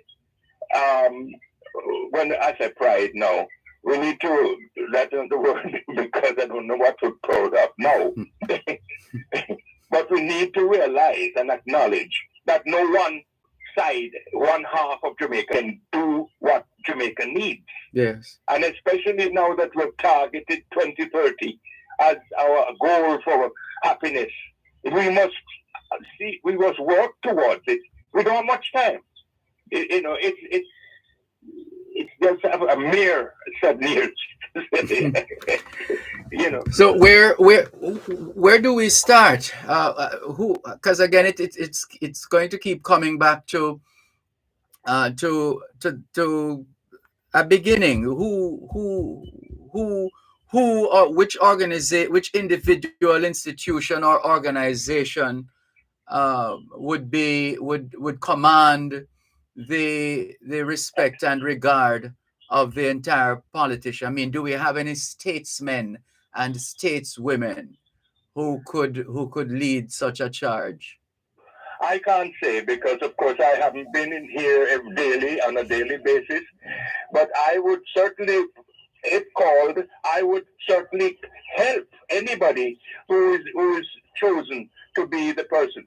You see, we need an independent, officially independent. And I'm not talking about the fact that people don't vote, the fact that people become cynical, the fact that people, you need to identify people who will sit down and say, listen, with the party support of both parties, to say, let us look at what else we can do to involve people. Because when you involve people, it's like, you see what you are doing there, you're getting ideas. Mm-hmm. You're getting ideas from the public. Yes. The public can't, the ideas that the public have, they don't have any channel to get to the parties unless you're a party person. That's not inclusion. You need to have a constitutional, I'll put it this way, some body designated to receive ideas from the people. The people don't have to be politically one party, and people will already disagree. But you need to have an input. Yes. So that is what I'm saying. The parties have to agree that where we're going to design a system, a democratic system. Nobody is not giving up any votes, but you're going to design it in such a way that they feel that their ideas are being received by the government of the day, and the government of the day will be voted in by everybody. It's almost like, you know, we agree to have this man as a dictator, as a president, if you like. Mm-hmm. And the president will be checked by other agencies. And the agencies will be listening, will be representing without any succession, if you like. And they're not saying we can do it because they're not going to be constitutionally empowered. But what they'll be doing is receiving from the public all the ideas that people, if I feel that we should do this and do that, you go through this agency, and the agency will communicate that to the government, selected by, you know, the Constitution. Anyway, yes, it's too much to. I had attempted. One moment. I didn't realize we're past the break. One moment, please. Alan Alberga is sharing his thoughts and ideas with respect to reigniting this nation in this year of our 60th anniversary of political independence. One moment, please. You're listening to Power 106 FM. The time is now 7:46 on Power 106. The Pharmaceutical Society of Jamaica, PSJ, will host their annual health fair on Saturday, November 19, on the grounds of the St. John Evangelist Anglican Church, 7 Mannings Hill Road, Kingston. The health fair is part of the week-long activities for Pharmacy Week on the theme, Pharmacists Trusted, Empowered, United for Action. Tune into Power 106 FM, 10 a.m. to 1 p.m. to be informed and entertained as we broadcast live from the event. This broadcast is brought to you by the Pharmaceutical Society of Jamaica, Community Meds Pharmacy, Beverly Hills Pharmacy, Marjan's Pharmacy, Viomed Pharmacy, Patients First Pharmacy, P.A. Benjamin Manufacturing Company Limited, and Supreme Chemicals. Wherever you go, in tribute. Thanks a lot for staying with us here on the Jamaican Diaspora Live Online on Power 106 FM.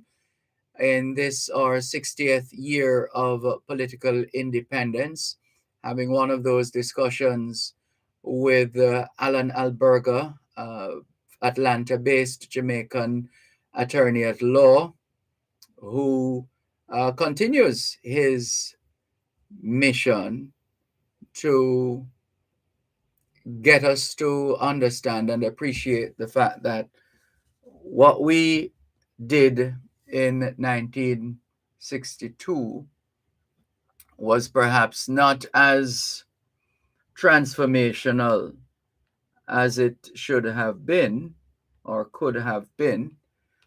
In other words, we kept pretty much all the vestiges of colonialism, and that's not to say that there weren't elements that were worth keeping and have been kept, but there's a feeling that the birth of this new nation didn't happen in that magical way. I don't know. I don't know if I'm telling it the way it is. Alan Alberga, you help me there, please. I think you are saying what I think a lot of people are saying. Mm-hmm. You know, and this is the point. Yes. We had expectations, yes. But the expectations we had have not been met. Mm-hmm. And in fact, we continue with a system given to us, which is not appropriate for our. In the context, put it this way, we're coming out of one status, that is slavery, and then we move to another one, colonialism, and then we move into freedom, if you like, but we don't exercise this freedom appropriately, yes. Because we are still aping the developed countries. I have no problem with the developed countries fighting of the way they want to fight. They have had centuries of freedom. We have now to show how independent we are, the confidence to show that we can shape our nation. And that's the point I'm trying to make. Yes. And I attempted to say that in articles that were published back in the 90s, early 90s. I said the same thing. It's not something new. Yes. It's just that it's been ignored because people think if it isn't existing anywhere else, it can't be good. Yeah.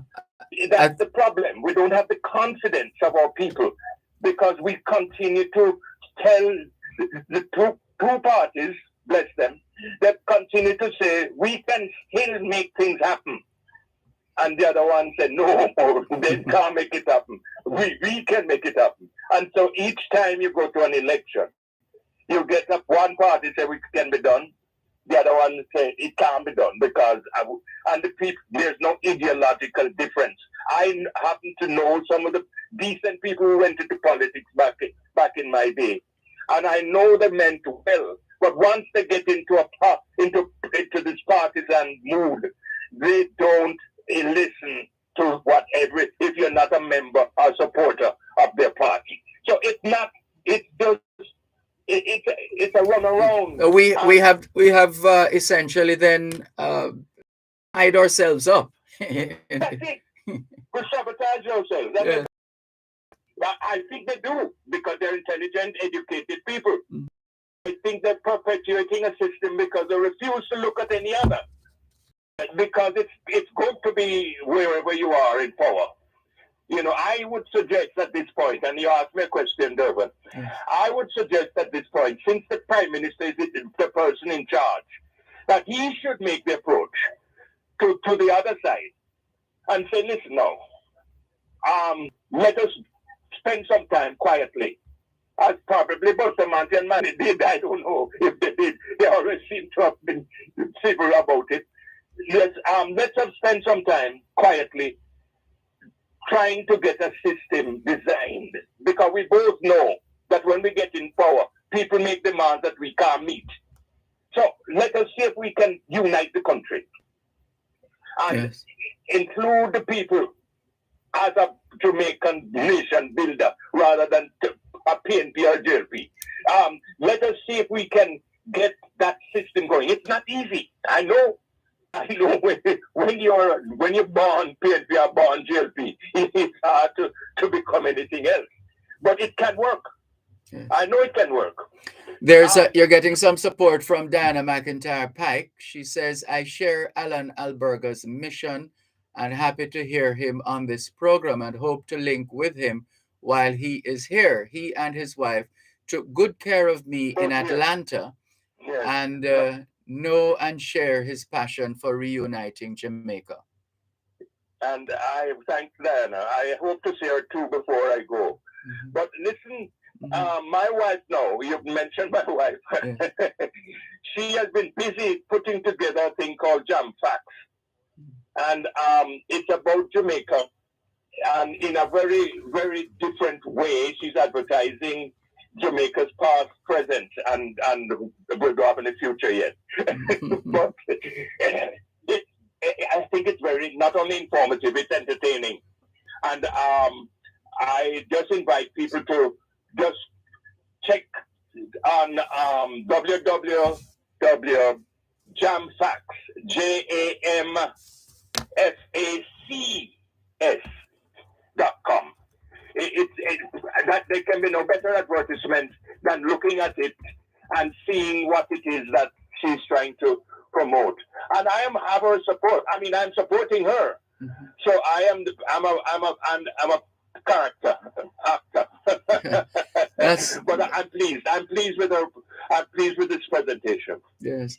I'm looking at it now. Jam Facts, Jamaican history, Jamaican history matters. Jam Facts matter. Yes, it is an excellent form of it's entertainment as well as information. I'm seeing educational. That. Yes. Yeah. Well, we need to have a word with her at the earliest opportunity. Yes, she's right here looking at me. But just say hello. Hello. Hello, Dervan. How are you? I'm doing very well, thank you. Wonderful. Thank you so much. But I do Yes. want to encourage people to check out JamFax.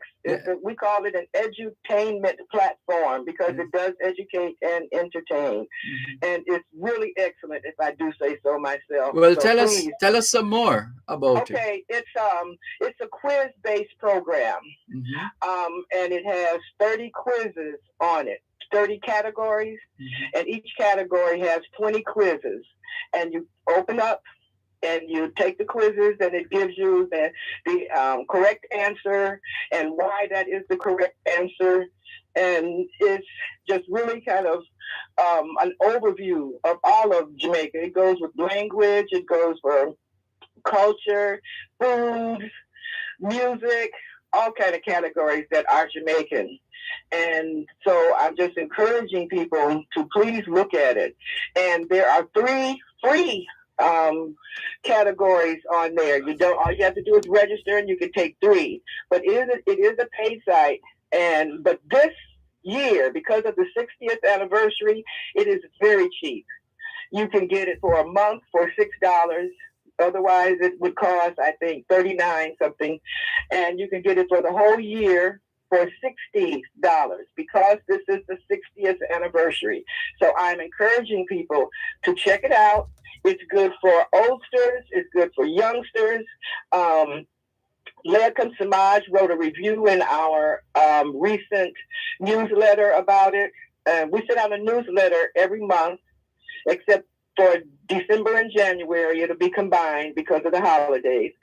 So look for those. But we have been very, very busy trying to promote and educate people about the past and the present of Jamaica. It has athletics. It has all kinds of categories in it. So I do encourage people to check it out and to use it and to write us and let us know what you think. Also, if you find mistakes on there, there's a vehicle if you think it's a mistake, but please do your research. Don't just assume it's a mistake because you don't know the information, because there's lots of information that you don't know. But if you find something that is a mistake, we encourage you to let us know so that we can correct it. Another feature that we have is that if you don't see a category on there that you would like to see on there, we pay a modest fee for people to develop categories for us because we want to always enhance. We're trying to grow the site continuously.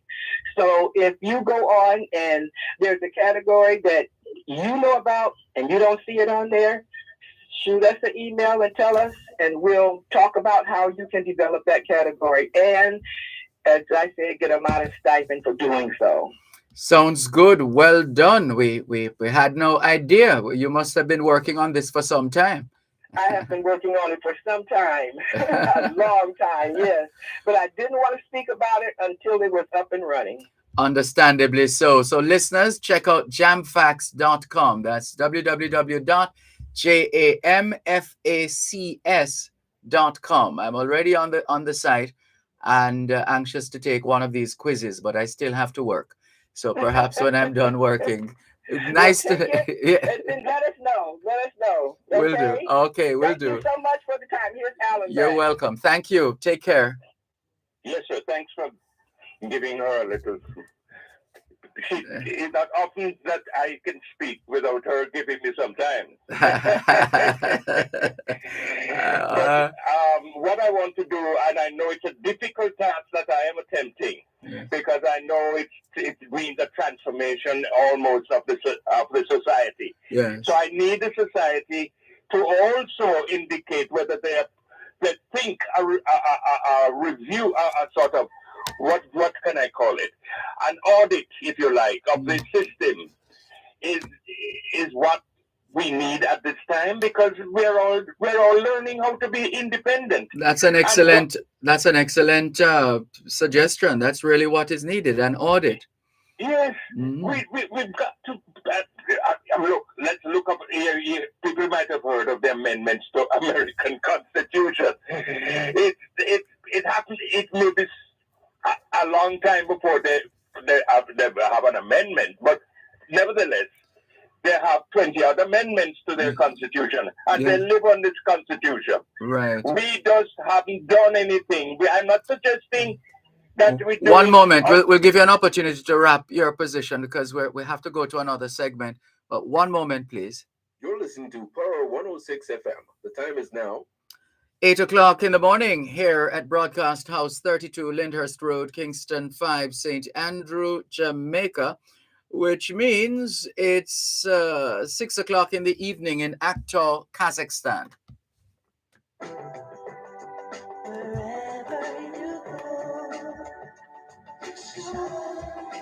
In tribute to Jamaicans. Atlanta-based Jamaican attorney speaking with us here on the Jamaican Diaspora live online, Alan Alberga, just about wrapping, but I suspect we're going to keep coming back to this for a while, Alan Alberga, because there are so many points to distill and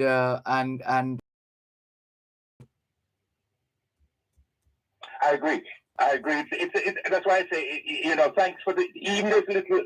I want to pursue it. I had given it up for a while because it seemed like, the way to reach was not easy.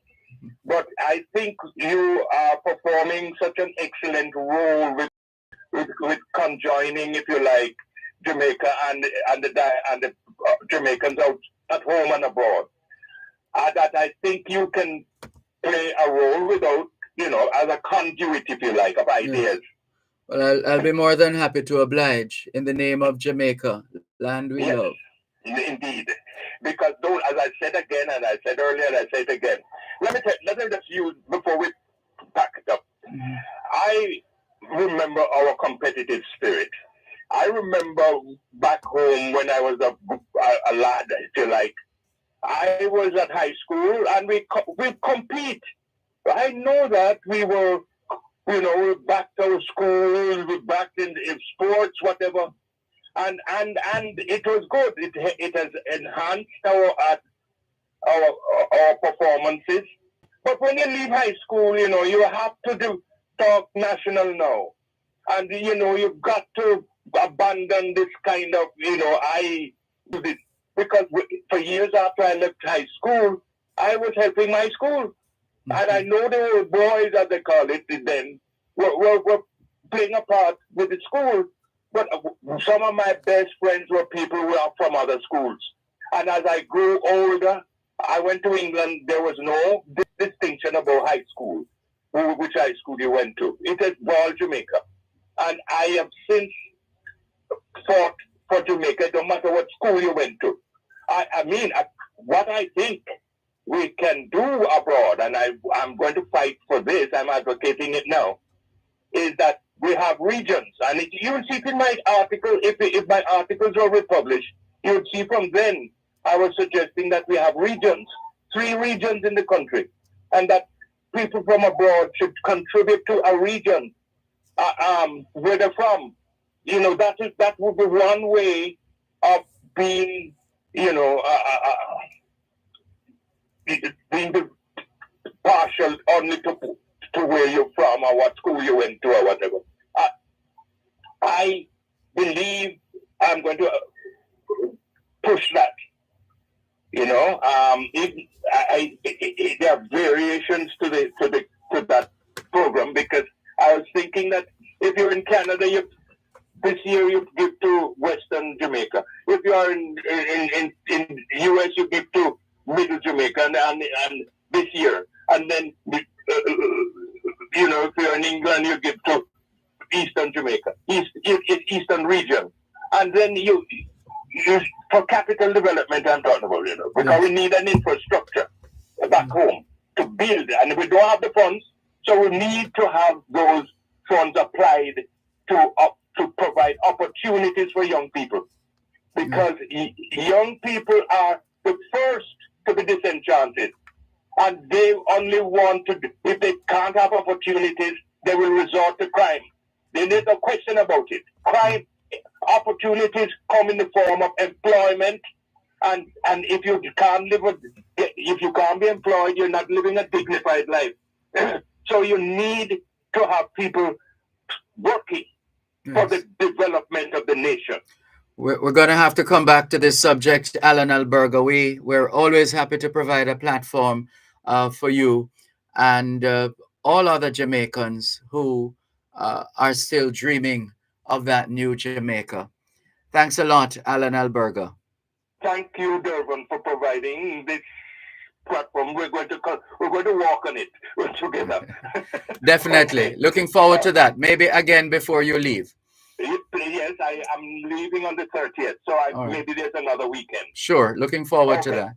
Take care. You're welcome.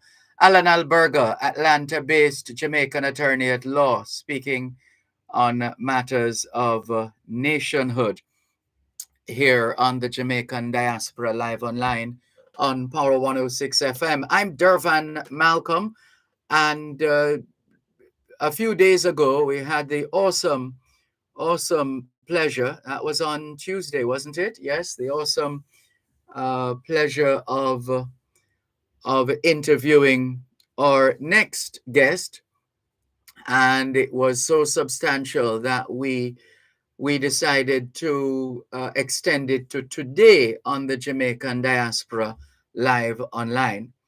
And so let's remind those who were listening at that time and bring into the loop now those who will be hearing this story for the first time.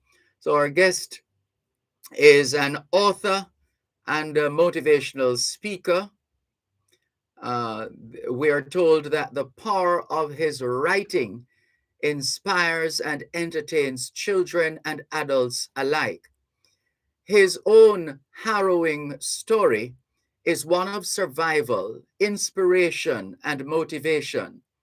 He was framed and spent time in jail for a crime he didn't commit. He was clinically dead for 16 minutes before God's miracle gave him a new breath.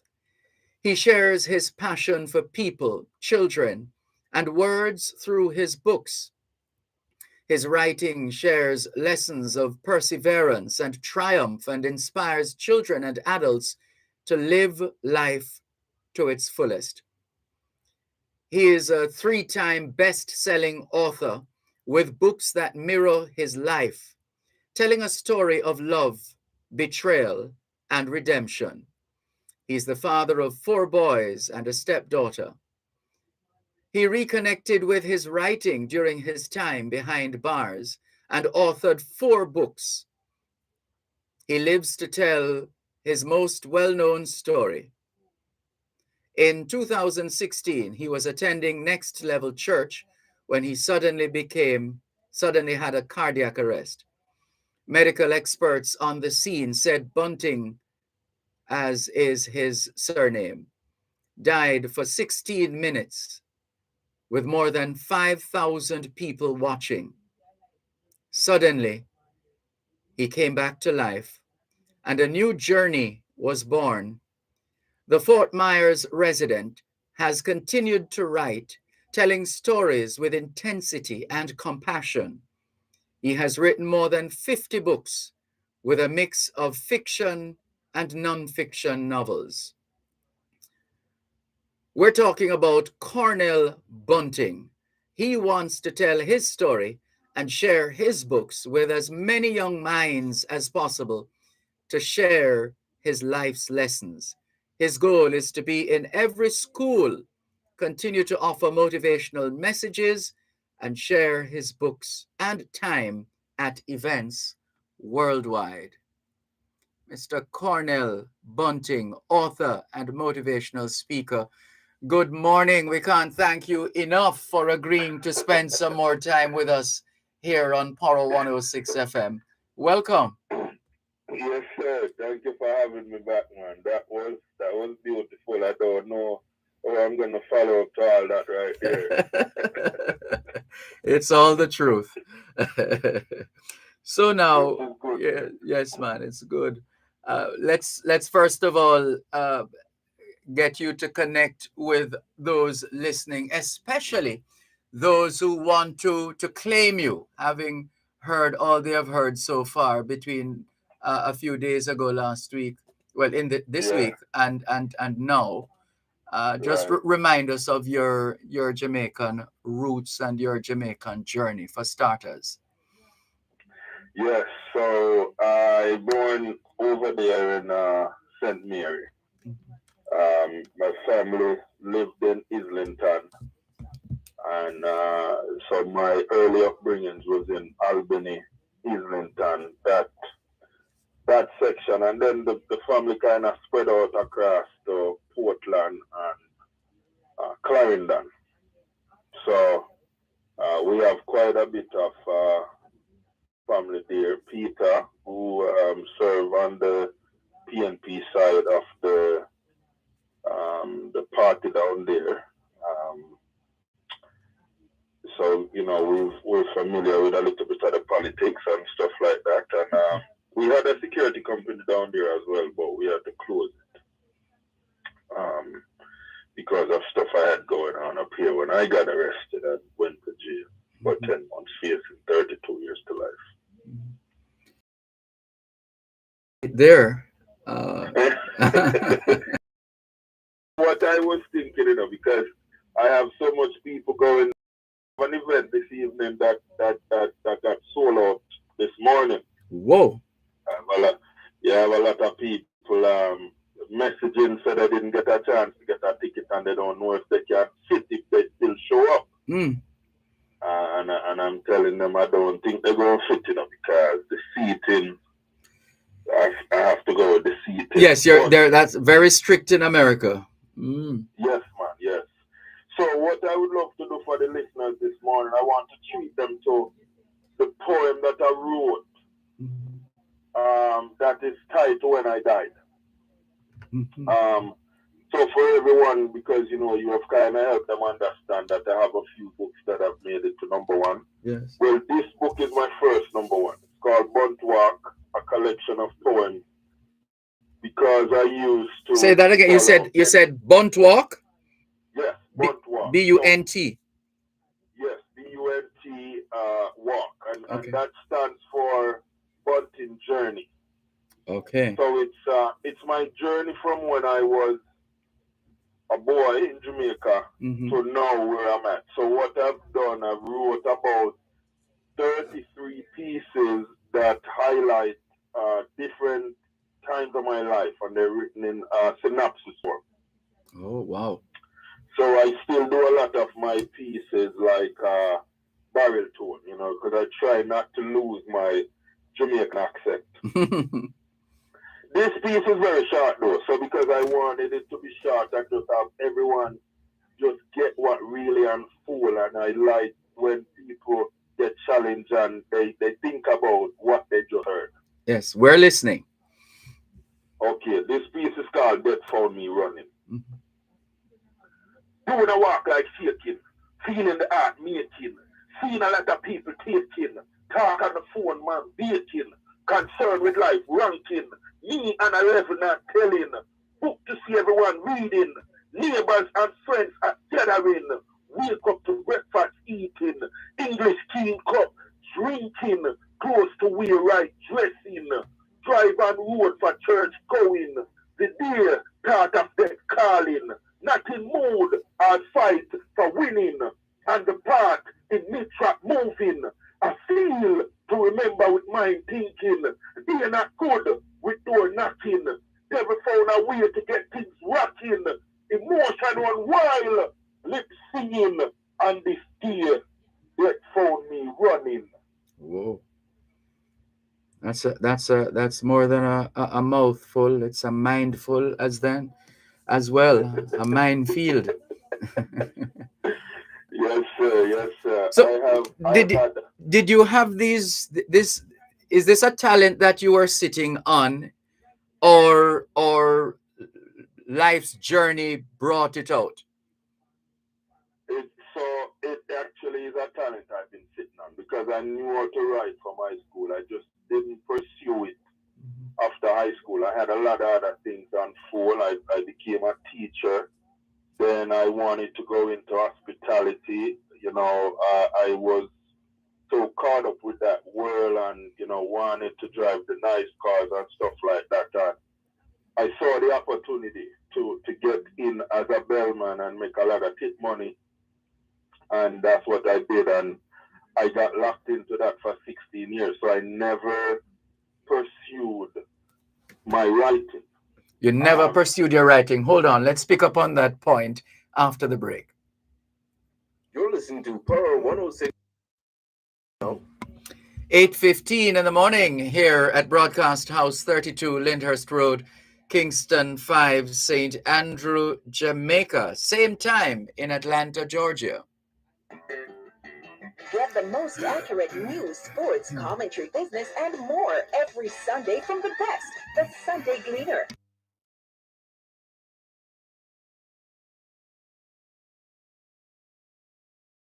And so much more.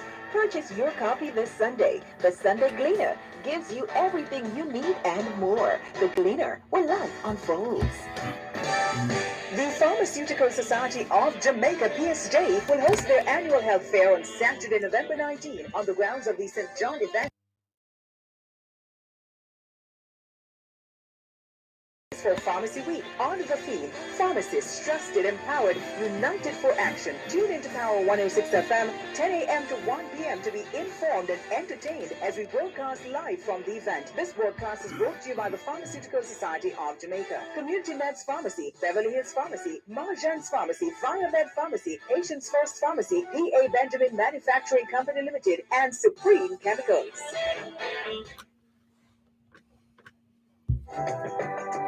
Wherever you go, shine. In tribute to Jamaicans in the diaspora, wherever you go, you shine. You make us proud. Despite our challenges at home, you never give up on us. Our sincere thanks. Wherever you go. Our very special guest on today's edition of the Jamaican Diaspora Live Online here on Power 106 FM is a three-time best-selling author, Cornell Bunting.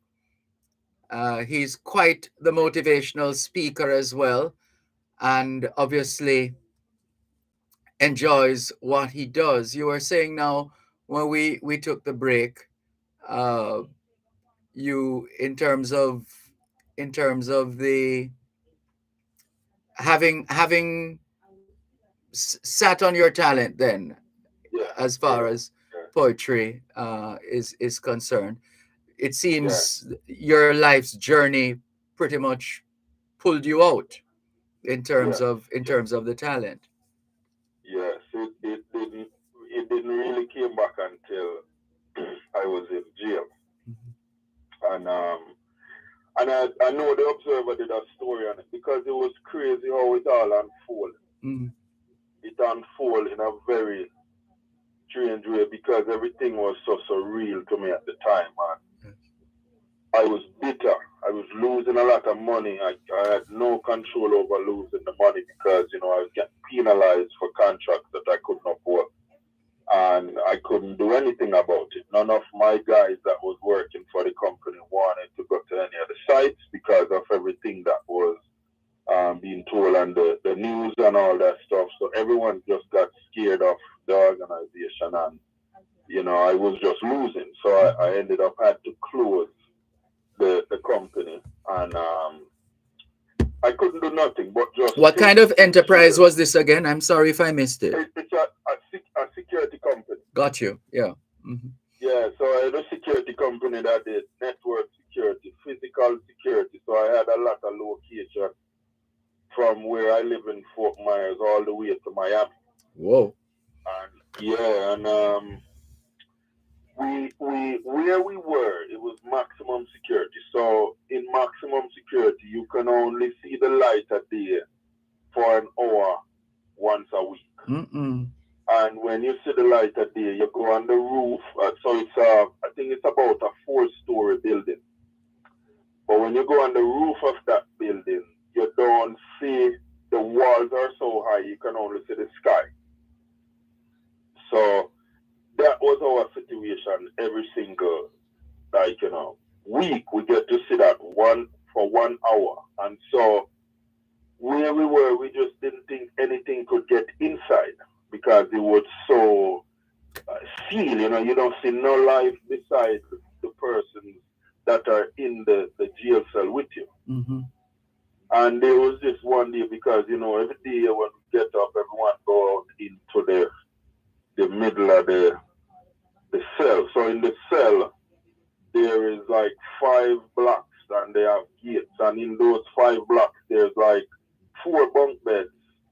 And then someone sleep on the floor. Whoever come in the cell last, mm-hmm.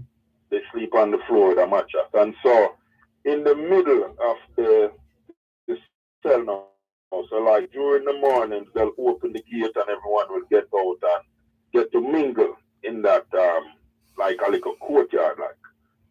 And one day we were just there, we working out, because we try to be creative. Mm-hmm. As much as the guys are unmotivated as they are, we try to do workouts, walk, some of us will be sitting reading. And this day I was reading. I was reading by Rick Warren, devotional book. Yes. And out of no fly appear. And when I tell you the fly appear, everyone stopped what they were doing. And everyone was excited to see that fly. And it was more like something that was impossible now turned possible.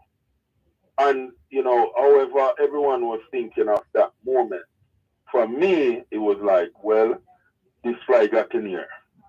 So there got to be a way out.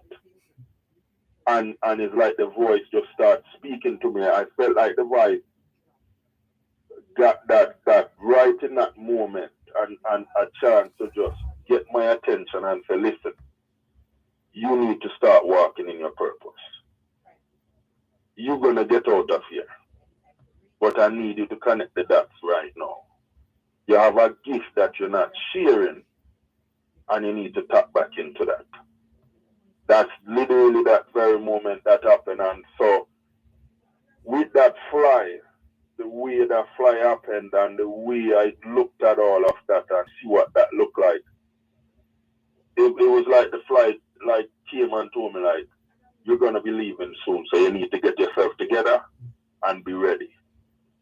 And so what I did from that day moving forward, I bought a bunch of writing pads and I just started writing some of my journeys coming up. And then I was writing about the way I feel with what was unfolding. And so there was a book I was writing. It was a kid's book. And I wanted to hide my story, my pain inside that book. And so what I did, I took away the voice from the cub that was in the story, because it's an animal book. It's my first book called Lion with No Roar. And I consider myself a lion, and I felt I had no roar. And when I get out, I wouldn't have any roar because of everything that was unfolding. So I did it in a way where eventually he would get his roar. Eventually he would find himself, but there were some things that he needed to journey through, and he needed to understand the seriousness of someone that displayed a trait of deception. And so with that, by the time the charges or the whole were lifted, the bond went down to $365,000, and I was able to ban out after 10 months. And so by the time I ban out, I had already wrote 4 books. Whoa. Yeah. Mm-hmm.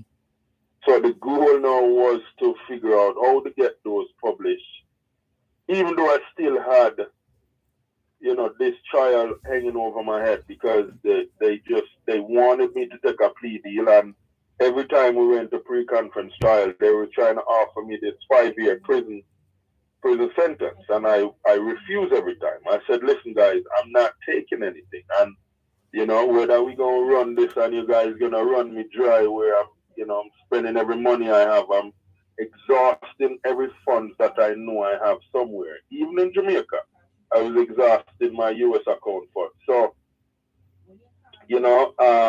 that really put me in a space where I knew that once I got out, I needed to tap into my writing and what that looked like, sharing with the world how I can tell a story. And, I think it was one of the reasons too, a lot of people, fell in love with a lot of the pieces I even wrote in Buntua, because I talked about times when I was a little boy. I used to love climbing trees. And, there was this one time I was trying to show off to this one girl that I like, and I ended up falling off the tree. Oh, no.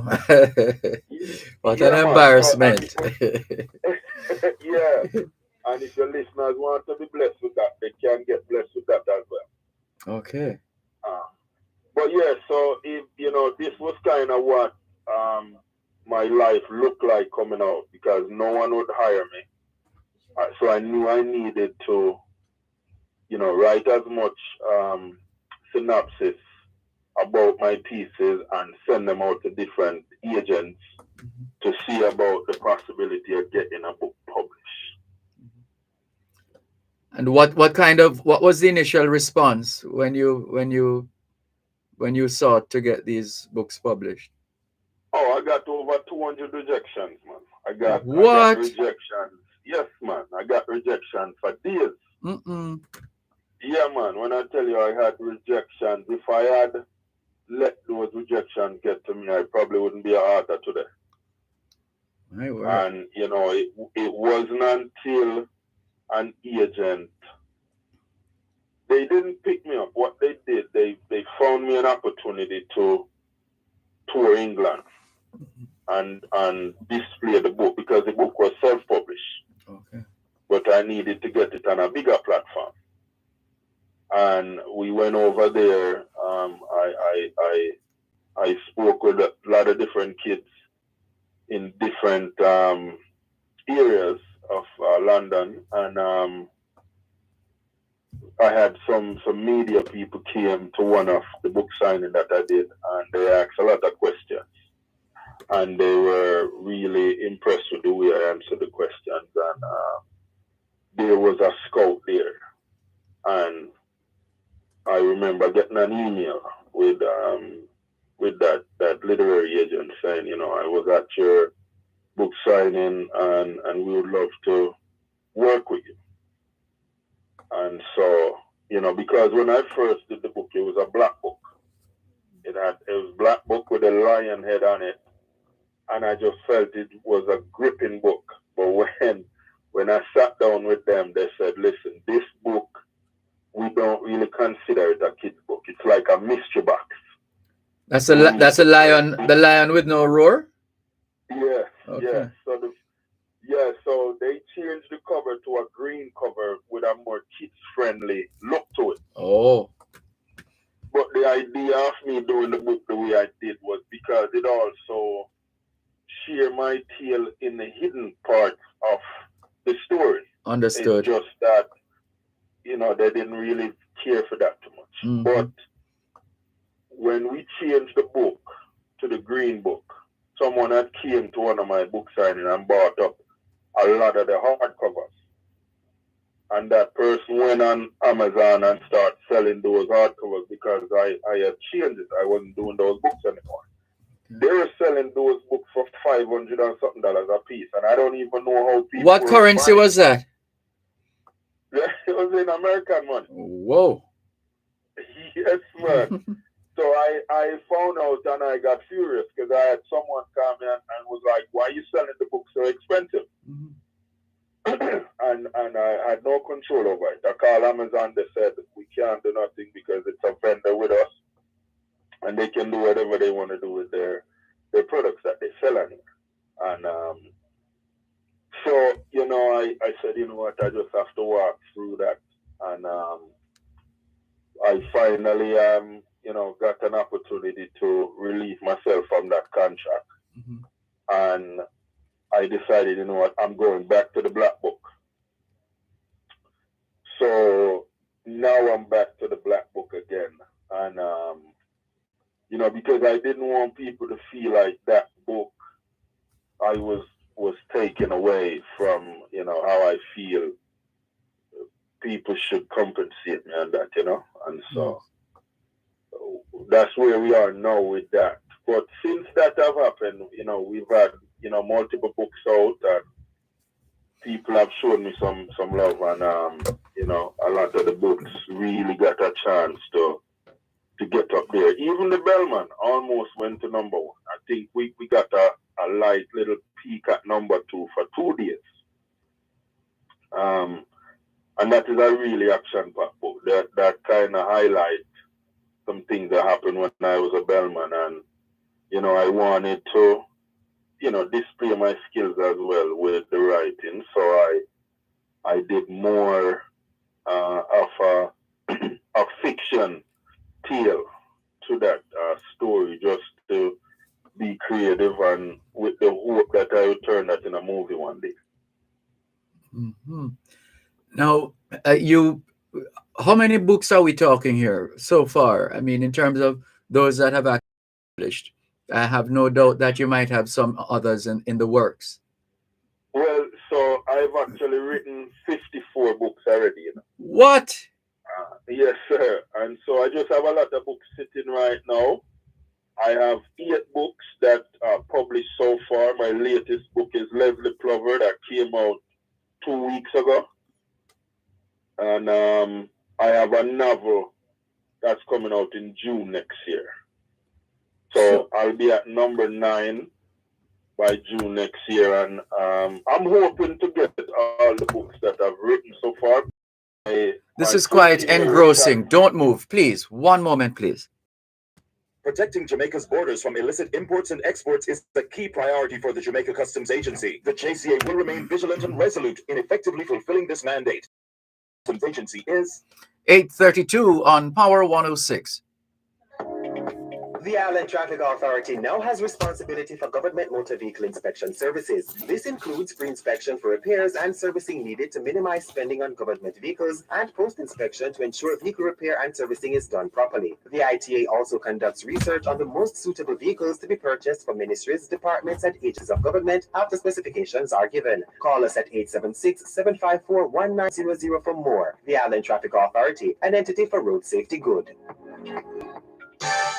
The Pharmaceutical Society of Jamaica, PSJ, will host their annual health fair on Saturday, November 19, on the grounds of the St. John Evangelist Anglican Church, 7 Manning Hill Road, Kingston. The health fair is part of the week-long activities for Pharmacy Week on the theme, Pharmacists, Trusted, Empowered, United for Action. Tune into Power 106 FM, 10 a.m. to 1 p.m. to be informed and entertained as we broadcast live from the event. This broadcast is brought to you by the Pharmaceutical Society of Jamaica, Community Meds Pharmacy, Beverly Hills Pharmacy, Marjan's Pharmacy, Viomed Pharmacy, Haitian's First Pharmacy, B.A. Benjamin Manufacturing Company Limited, and Supreme Chemicals.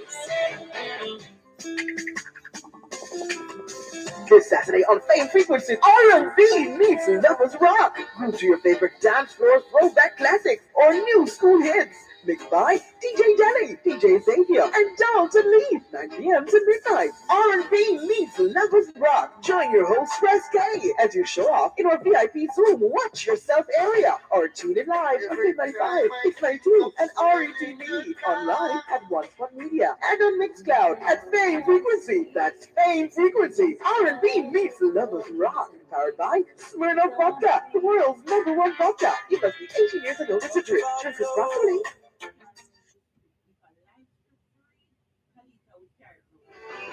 Your health is key to your wealth. Suffering from muscle, joint, neck, back, and other pain? The Rehabilitation Institute of the Caribbean, providing medical care for function and performance in association with Winchester MRI, Jamaica's first choice for MR imaging. Immune Active Day, a combination of key active ingredients designed to boost the body's natural defense. And Almighty Studios, a recording studio where they'll create worship music to praise, to worship, and to serve. presents Rehabilitation Now, a 30-minute feature on physical medicine and rehabilitation for people overcoming pain or dysfunction from injury or disease that affects muscles, tendons, nerves, and joints. Rehabilitation Now with host Alicia Taylor and rehabilitation physician Dr. Paula Dawson airs every Thursday, 5:30 to 6 p.m. on Power 106. Free your body from aches and pain with Rehabilitation Now. Wherever you go, in tribute to Jamaicans in the diaspora, wherever you go, you shine. You make us proud. Despite our challenges at home, you never give up on us. Our sincere thanks. Wherever you go. Thank you so much for staying with us here on your program, The Jamaican Diaspora, live online on Power 106 FM. I'm Dervan Malcolm. Greetings to Tiny Beckles from cold Toronto this morning. She says, Tiny Beckles, good morning to you. Thank you for joining us. Stay warm. Dr. Trevor Dixon says, good morning to the Jamaica Diaspora. This young man has a great story, a truly remarkable story of perseverance. Good morning from Morristown, New Jersey, 25 degrees. Thank you, Dr. Trevor Dixon. All the very best indeed. Our guest is Cornell Bunting. He is a 3-time best-selling author. He is a motivational speaker. He has quite a compelling story. He was framed, had to spend time in jail for a crime he didn't commit. At one stage, he was clinically dead for 16 minutes before, we're told, God's miracle gave him a new breath. And he has been writing ever since that premonition in jail. He has been writing and writing to the point where, as you heard a short while ago, if you were listening, he has written some 54 books already, 54 books, and no doubt more to come. And I believe you are going on to say something about your 14-year-old, where we had to take that break, Cornell Bunting. Yes, sir. Yes, sir. My 14-year-old son, he challenged me to write in 100 books within the next 10 years. So I did take him on that challenge because I try not to back down for my kids. Yes. They challenge me because I challenge them a lot. Mm-hmm. My oldest son, who was born in Jamaica, very proud of him right now. He's an engineer with the army, and he's in Germany. But I remember when he first came to America, so we had like this pull-up bar that we have in the house.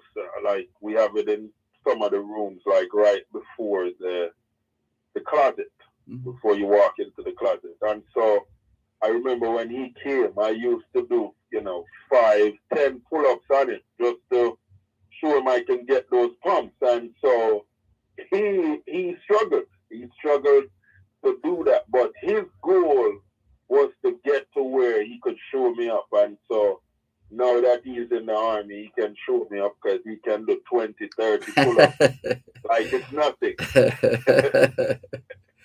Yes. And so my other son, Carter, he said that because he worked with me on some of the books I wrote.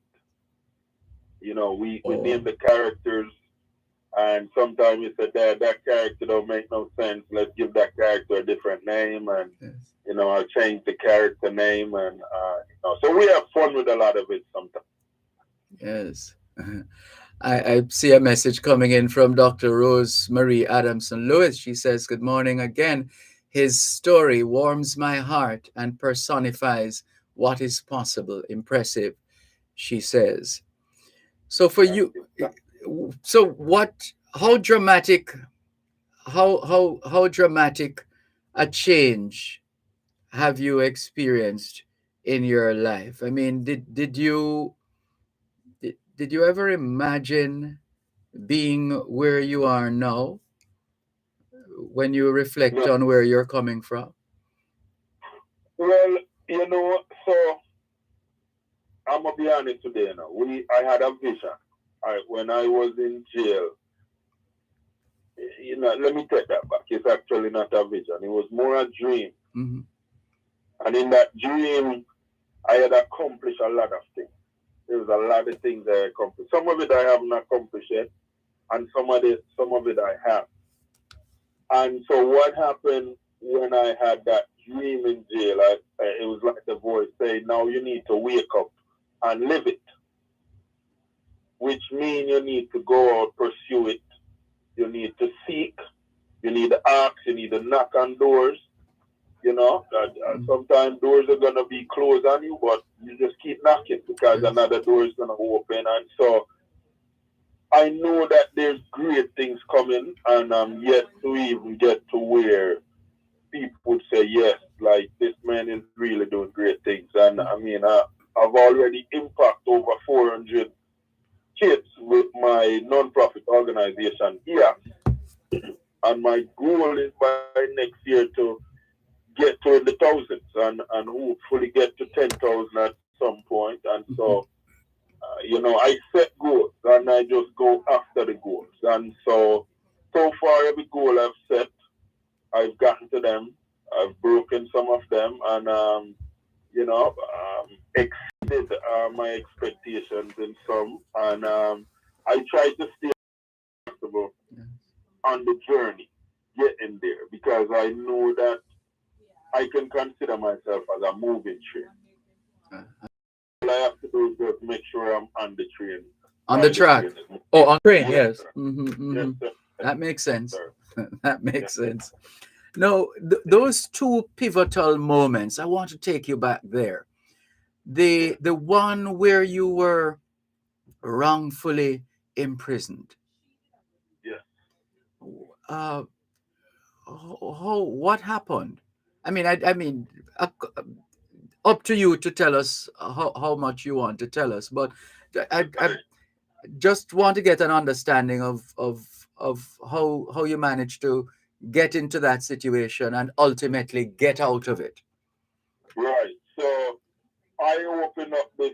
So as I was saying earlier, we had a security company in Jamaica, me and my dad. Yes. And I was supposed to get 40% of that company down there, but I wasn't. Mm-hmm. I don't know what my dad was doing with the money, but he wasn't giving it to me. And so I decided, you know what, I'm just going to open my own. Mm-hmm. I used to work with this lady she had become the general manager for a hotel here, and she was like, I need security. And that really pushed me because my first degree was in information technology and computer science. And a part of that course when I did that degree was network security and security in general. And I did a research on it. I did a paper, and I was impressed with what I found in the research. And I said, you know what, that's going to be my first company. And so once I had gotten that degree and had that conversation with that young lady that I used to work with, I decided to open the company, and with the intention of becoming the security company for them, providing them with security. And so we got that opportunity, and, then things just start evolve because of how I structured the company and how I wanted people to look at me. I didn't care about the profit for me. It was more, I wanted to show the service. I wanted to show people like, hey, I want to give you the best service as possible. And I made sure my guys looked the part, where people say, yes, they're presentable. We would love to have them at our establishment. And it worked. One moment. Stick up in there. Remember what else you're going to say. Stick up in there. Let's just take our final break and come back with more in just a moment. You're listening to Power 106 FM. The time is now 15 minutes to 9 o'clock in the morning here at 32 Lyndhurst Road, Kingston 5, St. Andrew, Jamaica, which means it's 11:15 in the night in Tokyo, Japan. Save more on prescription, cosmetics, gift items, toiletries, and stationery at Biomed Pharmacy, 4 St. Hilda's Drive, Brownstown, 917-8464, and Main Street, Gale St. Mary, 975-8275. Biomed Pharmacy, for the service you expect, plus more. Farmers, come for a candid conversation with the Minister of Agriculture and Fisheries, the Honorable Cornell Charles Jr. Learn more about the agricultural sector and the role we all play with its development. That's a Morning with the Minister, every second and fourth Friday of every month during Farm Talk with Alfie McKenzie, right here on Power 106 FM.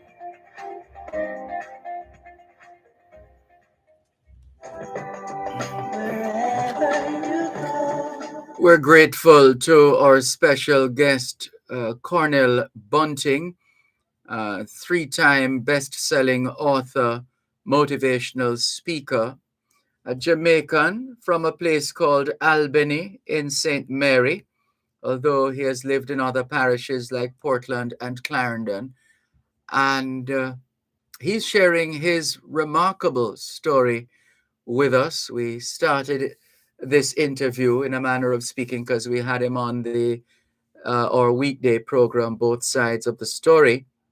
And we realized that just like his many books, his story, it takes time. It's a lot that he has been through and a lot that he has achieved, notwithstanding the challenges. And we have no doubt that people listening are being inspired. Joan Richardson in Bermuda says, "Good morning, Sir D and author, Mr. Bunting. What a story. God bless you," she says.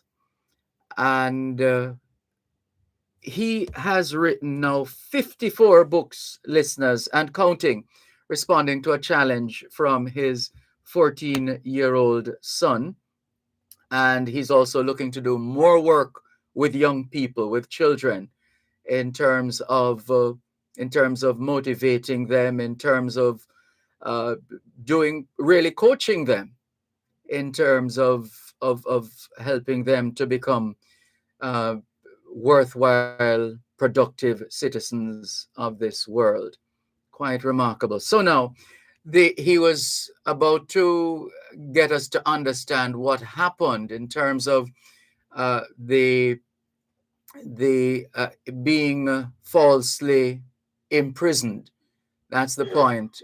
And so you were telling us about information technology and that first, what was it, a company? Yes, 3P Security. So we were impressing everyone that we went in contact with, and I had gotten to a point where I started to go out with my sales rep to pitch my company and what we do, and I would get the job. Yeah. Pretty much we had a 95% rate of getting the job when we went out to bid for a job. And so with that, my company had just kind of moved past a lot of the other companies that were here. Oh, I hear bad mind coming. Sorry, go ahead. Yes, man. Yes. And so we got very big. We got very big real quick. And so what happened now was I decided I was going after the big arena here. We have an arena here called the Alico Arena, which they have a lot of the big entertainers come and perform and stuff like that. It's arena. How dare you? Anyway, go ahead. I know. So we got the call to go in to pitch, but there was already a big company there, and they were looking to see who else could bring some competition to that. And I got a phone call from the owner. And he said, "How dare you try to get this contract when I've been here so long now and you're new, you're young? What, you think you can have a place here like that, you know, and, a black person like myself and all these different things." Yes. The conversation went on. But in that span as well, there was another contract that I was signing with a doctor that had some hookah lounges and stuff like that. And I signed all three of the contracts with them. But in that time, there was a plot being plot against me.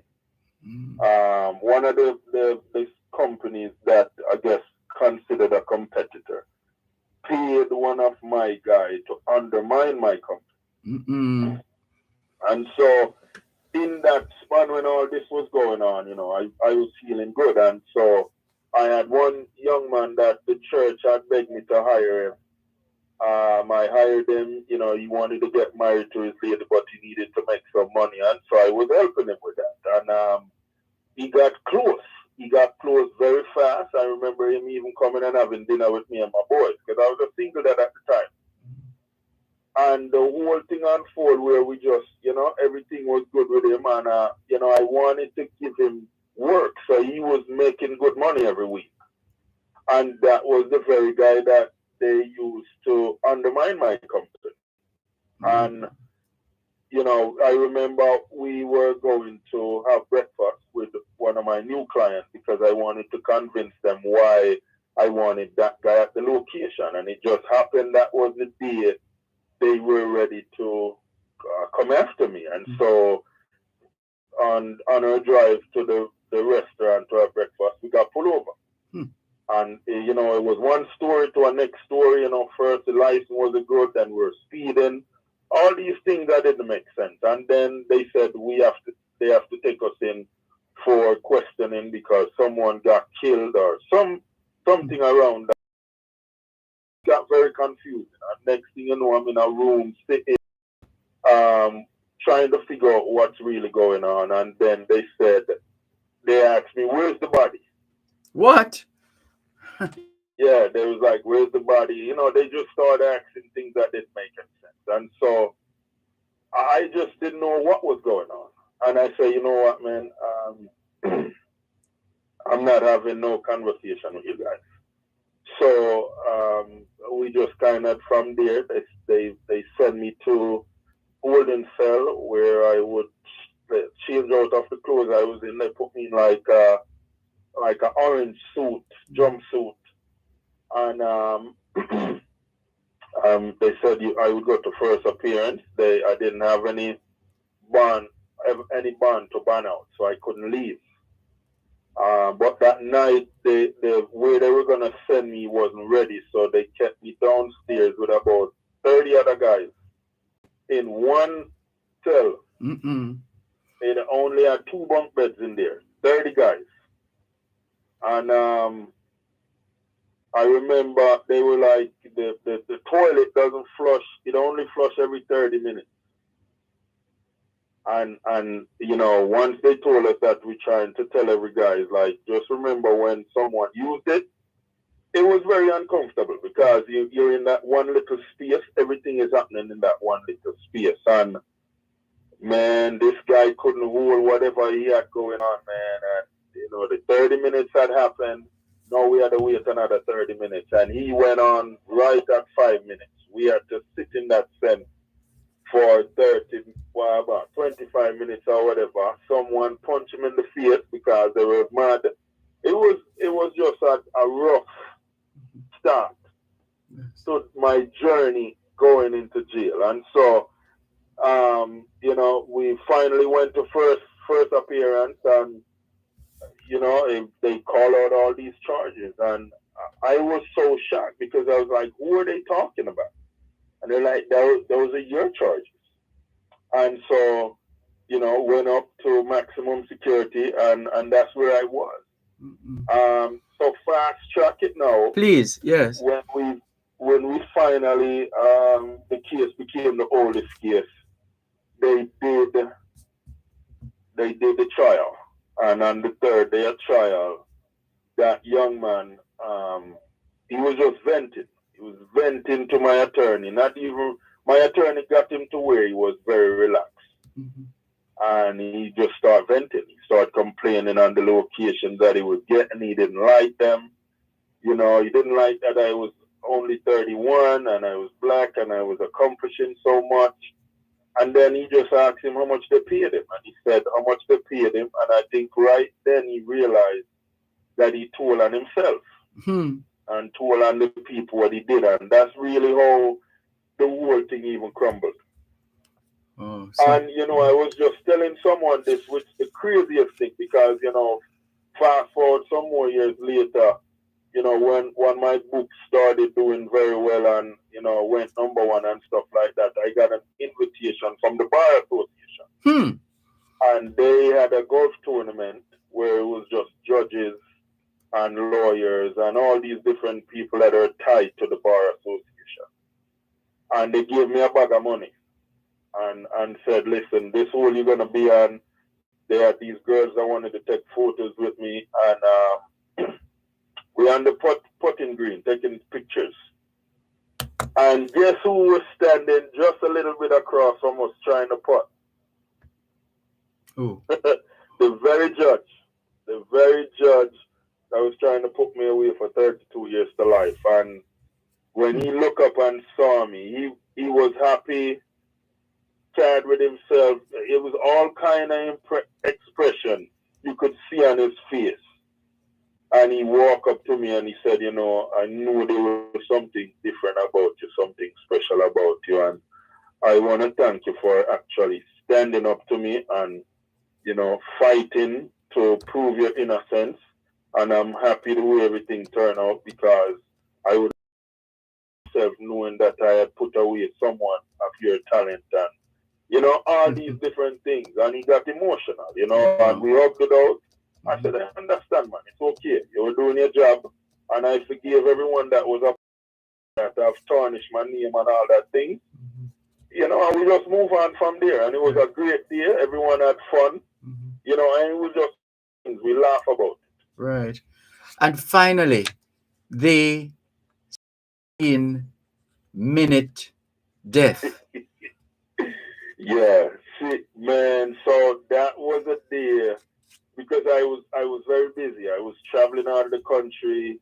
I was on probably every flyer that come out on a weekend. I was very busy. I wasn't sleeping a lot. And this one day I went to church with the family, and in church, the pastor, the guest pastor was speaking. I remember his name, Peter Haas. And 5 minutes into his speaking, I fell out the chair, and they thought I was laughing, but then they realized I wasn't moving. And they came over with the machines to bring me back, and I was responding for nothing. And just people just start crying and praying and all these different things. And, you know, I think they said it was about the 12 minute. They're like, yeah, he's gone. You know, there's nothing to it. He's not coming back. He's gone. And, you know, people was just emotional. And the pastor with one of his workers was kind of arguing about me not leaving the church in a body bag, because they were bringing out the body bag to put me in. And he was like, you know, I can't have him leave my church in a body bag. They were just thinking of just putting me on this church, bringing me out. They didn't want anyone to know, like, oh my goodness, he really died. And so they said it was right about the 16 minute when they're like, yep, he's definitely gone. They said I just came roaring, just bust out this roar, and, you know, it was just amazing for everyone. They could not believe what they were witnessing at the time. And, you know, that church of about a little over 5,000 people in attendance on a Sunday. And so for everyone, it was just jaw-dropping. A lot of people got emotional, and a lot of people said there is definitely something else than what we have going on here. And, you know, in that moment when a lot of that stuff was going on, I actually saw myself on the floor, you know. And I Out of body experience. Yes, sir. And because I remember, you know, I had these pants, you know, I like to wear these close fit pants, and a lot of them I designed myself. And I had just got these pants when I was excited about these pants. And man, they were cutting me out of the pants. and I was running to try to stop them to not cut me out of the pants, and I fell through my body.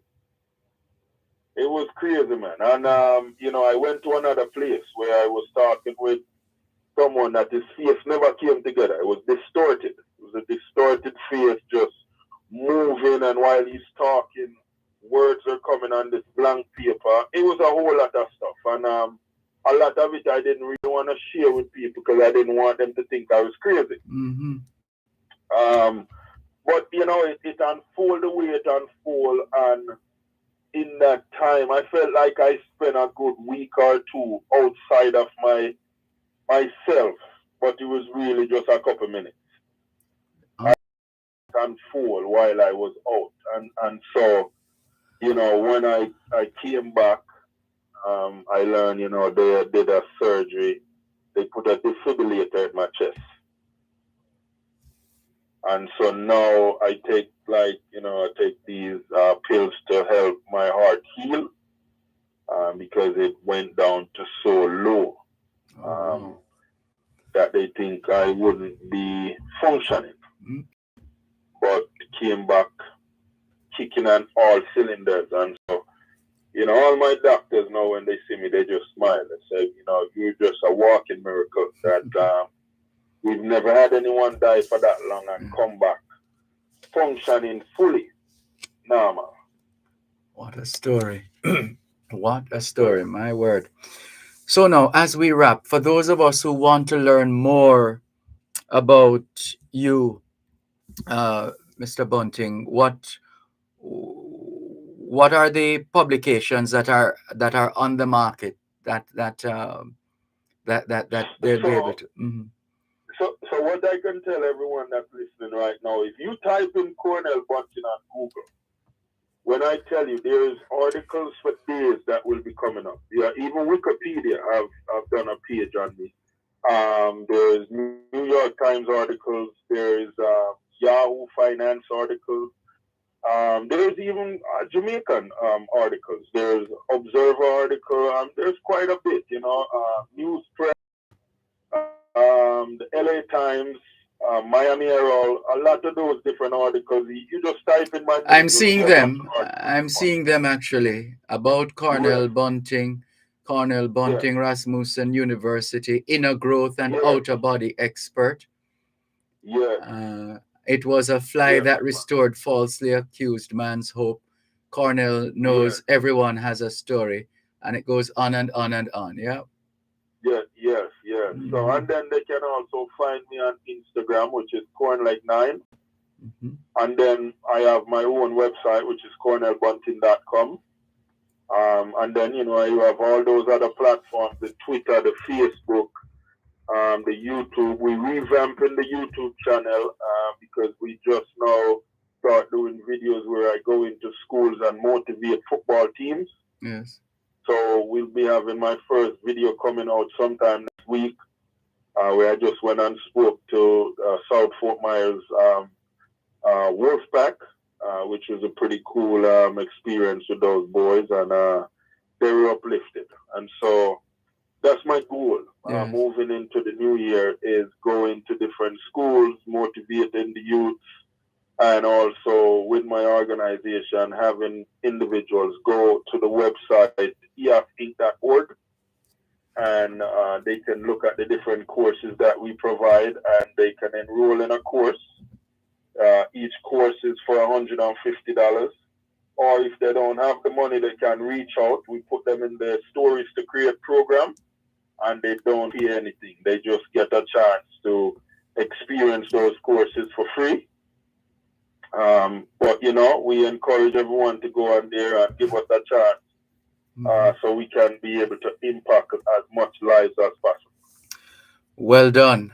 We thank you so much for adding value to today's edition of the Jamaican Diaspora Live Online. Cornell Bunting, we wish you all the very best that life has to offer, and we look forward to other opportunities to share with you on Power 106 FM. All the best to you and your family, and Take care. Thank you. When I come down, I definitely will come find you guys. Yes, man. Please do. Please do. All right. All right. Take care. All the best. A 3-time best-selling author, motivational speaker, a man who was clinically dead for 16 minutes before that miracle, God's miracle, gave him a new breath. And one who has written about 54 books, and still writing 54 books and counting. And you heard as well the remarkable story of his false imprisonment and how that turned out. You can find out more by going to cornellbunting.com, CORNELL bunting.com. We're over time, and apologies for going over time. It was quite a compelling story, and as we said, added value to today's edition of the Jamaican Diaspora Live Online. We'd like to thank Chandel Forbes and Silly Spinnock for doing technical and production duties behind the scenes. Thanks to our guests, and thanks to you, our faithful listeners and viewers at home and abroad, for making it the Jamaican Diaspora Live Online on Power 106 FM. All things being well, the Jamaican Diaspora Live Online returns next Saturday. Till then, Valerie Rochester is greeting us from Atlanta, Georgia. Hubert Fowlin is greeting us as well. And Albert in Coconut Creek, Florida says, great life synopsis. Incredible is an understatement. I hope he'll extend his resources to our youths in Jamaica to give them hope and inspiration. All things being well, the Jamaican Diaspora Live Online returns next Saturday. Till then, this is Dervan Malcolm wishing everybody a safe and peaceful weekend. Power 106 FM just presented the Jamaican Diaspora Live Online. You're listening to Power 106 FM. The time is now 9:07.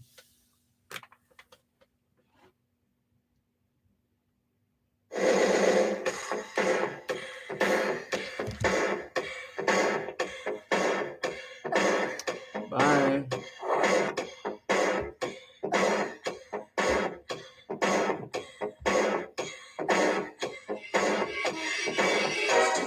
Time when you remember me, used to